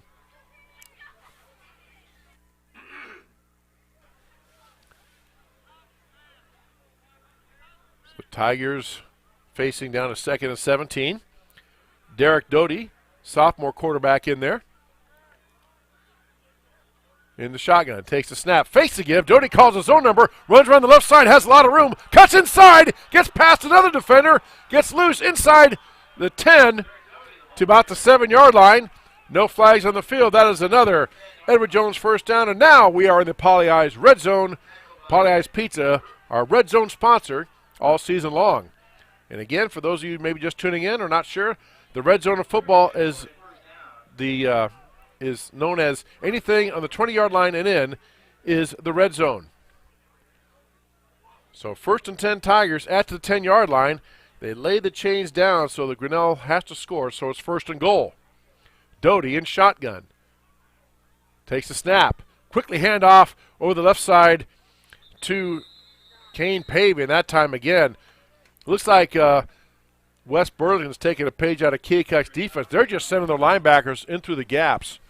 The center and the guards and the tackles, there's two guards on either side of the center, then two tackles on the other side of the guard. Those gaps between the guard and center, that's called the A gap. And then the gaps between the guards and the tackles, the B gap. And it looks like West Burlington is just sending their linebackers right up the middle, full-out blitz to try to disrupt the Tigers' offense. And so far it works. Loss of 5 on the play, second and 15. Doty in the shotgun. Flips the pass up to the man in motion. Running the ball that time is Drake Keenan. Keenan gets around the right side. Gets down inside the 15 to maybe the 12. Tackled that time by number 17, Matthew Booton. That is a nice, quick hitting reverse coming off that near side back around here to the strong side of the field. It's actually a pass. Doty takes the ball, then he kind of just tosses up in the air like you would just tossing something up. That's considered a pass. So that's complete to the receiver, and the Tigers get down to the 13-yard line, third and 13. Doty in the shotgun. Again a pass, this time to the man in motion around the left side, trying to get to the corner. Great speed by the Tigers, getting out there and in the end zone for a touchdown. Grace Kapanzu on the end there. End around. Gets in for the Tiger touchdown from 13 yards out. Wow. Great speed by Kapanzu there. Just outraced everybody around that left edge. In for the touchdown. Nice to see. There's quite a few sophomores out there. Nice to see that bunch get that experience on the varsity field and get that ball in the end zone. So extra point attempt coming here by the Tigers. Kick is up, and it is good. 6:16 left to go in the ball game. Grinnell leads 42-0 on the Tiger Sports live stream network.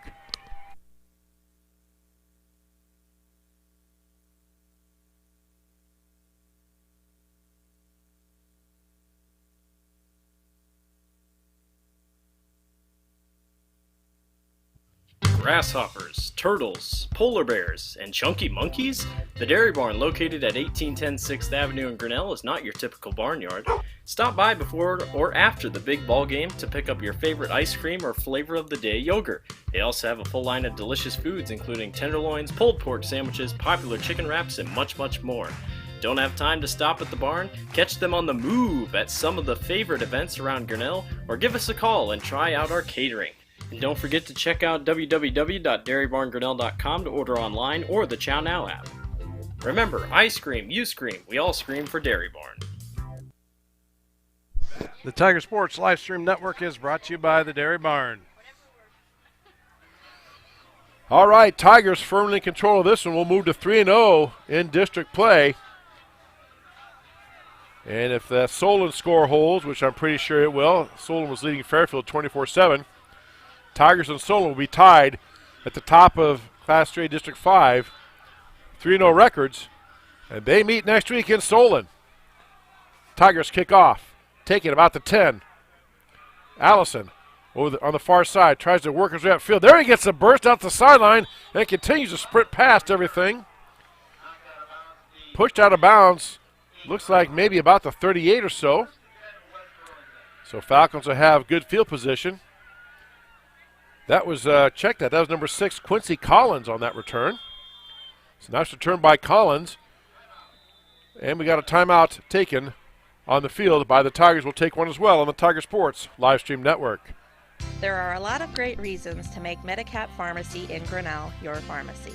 Hi, this is Jennifer Stallman, and if you are like me, you have a busy schedule. So why wait around to get a prescription filled? At Medicap Pharmacy, we can call or text you when your prescriptions are ready. It's a free service that is available on request for any of our customers. Of course, we also have a convenient drive-through, free weekday deliveries, and free mail-outs as well. Just another great reason to make Medicap Pharmacy your pharmacy on Highway 6 West, Grinnell.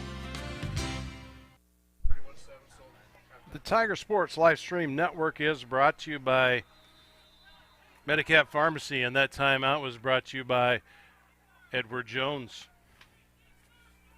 All right, 1st and 10 Falcons at the Tiger 38-yard line. Schrenker takes the snap, gives the ball off up the middle. This time number 6, penalty flag on the field. Check that. That was number 6, Quincy Collins. Thought I saw a penalty flag come flying in, maybe not. Yep, there is a penalty on Grinnell. It's a face mask. Grinnell has all new personnel in on the defensive side of the ball. We'll try to get those names mentioned. 5-yard face mask. Moves the ball into Tiger territory. 1st and 10. Falcons at the Tiger 48. Clock continues to run here. 5.5 minutes left to go in the ball game. Schrenke gives the ball up to Allison. Fakes the give, actually. Takes the ball himself up the middle.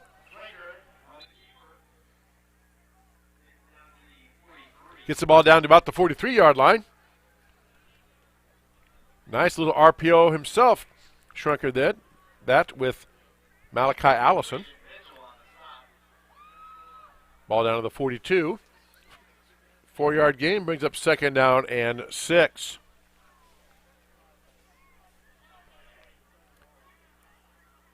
Clock continuing to run there. This time he fakes the give again to Allison, trying to go over the left side, steps through some tackles, and he's met hard. Good hard hit that time, put on by the Tiger. That's Grace Kapanzu. Kapanzu throws a shoulder into him, stops him in his tracks inside the 40 to about the 38-yard line.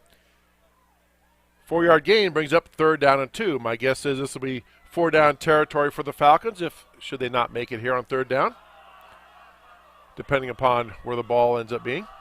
Tigers show a blitz. They bring up the middle, and he gets back, breaks through that initial line, and gets taken up. Balls on the field. Let's see. Was he down? No, they say he was not down, and Tigers do get the recovery. And that's kind of the way the night's gone for West Burlington. They just get something going, Dan, and just like in the first half, they had the big penalty that knocked the play back. This time they had something going, and they turn the ball over. Tigers take over. So unfortunate for the Falcons. Yeah, just had something cooking there, got something going, and the ball's turned over. Tigers recover. 1st and 10, throwing 30.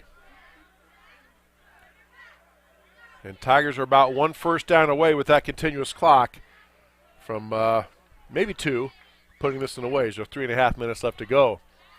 Derek Doty, sophomore, comes out as quarterback in the shotgun. Doty takes the snap, gives the ball to his tailback around the right side. That is Pavey. Pavey around the left side. Again, good speed getting out to the edge there. Out to about the 35-yard line. Borderline late hit there. So ball spotted down about the 30-yard line, or check that, 35-yard line, 35.5. So 2nd down and a short 4. Yeah, there's a little little bit of ruckus over there on the far side. Somebody may have been tripped, though. It's hard to see from here. But there was a player, that white shirt, that came in late. Couldn't tell if he was tripped or just simply got there late. Nonetheless, no penalty. 2nd and 4, Grinnell. Doty takes the snap, gives the ball off again to his tailback. That's Pavey. Pavey trying to work his way up there. Maybe gets up to the 35 forward progress. No, they spot him at the 37. Pick up a 1 on the play. Met over there on that far right-hand side by Christopherson. He's one of the first ones in on the tackle. Going to be 3rd down and about 3 as they got to get to the 40-yard line. Tigers in no hurry here. As you said, we'll move to 4 and 3 overall. 3-0 in district play. Doty taking his time. Play clock at 4. Then he snaps the ball. Again, gives the ball off this time. Up the middle, that is number 11, Addison Stark. Stark goes to the left side, cuts it back to the middle. Out to about the 47, or check that, 37-yard line. Going to bring up 4th down and 2 now for Grinnell. See what the Tigers decide to do. Looks like they are going to go for it here. 4th and 2. If Doty lets this clock go all the way down, by the time he snaps it, there'll be about a minute 12 left. Now we got a timeout taken by Grinnell. We'll take one as well on the Tiger Sports live stream network. Since 1999, Grinnell Newburgh Dollars for Scholars has raised scholarship money for our graduating seniors. To date, we have awarded 1,820 scholarships to GHS graduates. We need you to be a part of our scholarship community, be a part of our GHS graduates' futures, and be a part of Grinnell Newburgh Dollars for Scholars. Please consider sponsoring a senior scholarship. Go Tigers! The Tiger Sports live stream network is brought to you by Grinnell Mutual. All right. 4th down and 2. Tigers decide to punt it here. Probably the play to do. Punting the ball away. Low line drive kick. Fielded at about the 30 by number 3, Jack Riley. And check that, number 2, Isaiah Crow. And he gets hit down hard, and Crow is still down. Kapanzu tagging down, and Isaiah Crow rolling over. May have got the wind knocked out of him a little bit there. Took a pretty good shot to the rib cage. And it's good to know that people are out there listening, because I need all the help I can get. Just ask my wife. But I do mean to say Mark and Paul Colpin of Edward Jones Investments. I guess it sounds like I'm saying Colpin, which I may have. I probably did, actually. So, again, I will get my pronunciations right and in time. I appreciate everybody helping me out, because, as I said, I need all the help I can get. You know, I grew up in South Tama, so not a native Tiger. And I went to school with Mark and Paul's cousins. In fact, their uncle was the AD at South Tama for a good many years. And we always, we kind of had the joke of the bar, and they just give up on us. There we go. 1st and 10 now. Ball's on the ground, and let's see. Recovered by, I couldn't tell who got that. Looks like the Tigers got the ball. Fumble exchange that time between the quarterback, Schwenker, and his running back. And on the recovery for the Tigers, looked like number 30, was that 33 Andrews? Couldn't tell who jumped on that. Jeremy Shapiro, our stats guy, says yes it was. Andrews quickly on the recovery. And officials are they're gonna wait till it gets under 25, and then they're gonna blow the ready for play. Now they do. So Tigers don't have to run a play. 19 seconds left. And yeah, the Falcon fans giving their players quite a hand, because tell you what, you come up here, a 2.5-hour bus trip, dressing 22 guys, 3 or 4 guys have been hurt, and you run into a Tiger buzzsaw. They fought. Their defense was spectacular just for a couple of plays and a few turnovers. May have been a different story. 42-0. Tigers get the victory, move to 4-3 overall, 3-0 in the district. For Dan Walker and Lori Walker, I'm Chris Juni. Thank you for joining us tonight from TT Crane Field on the Tiger Sports Livestream Network.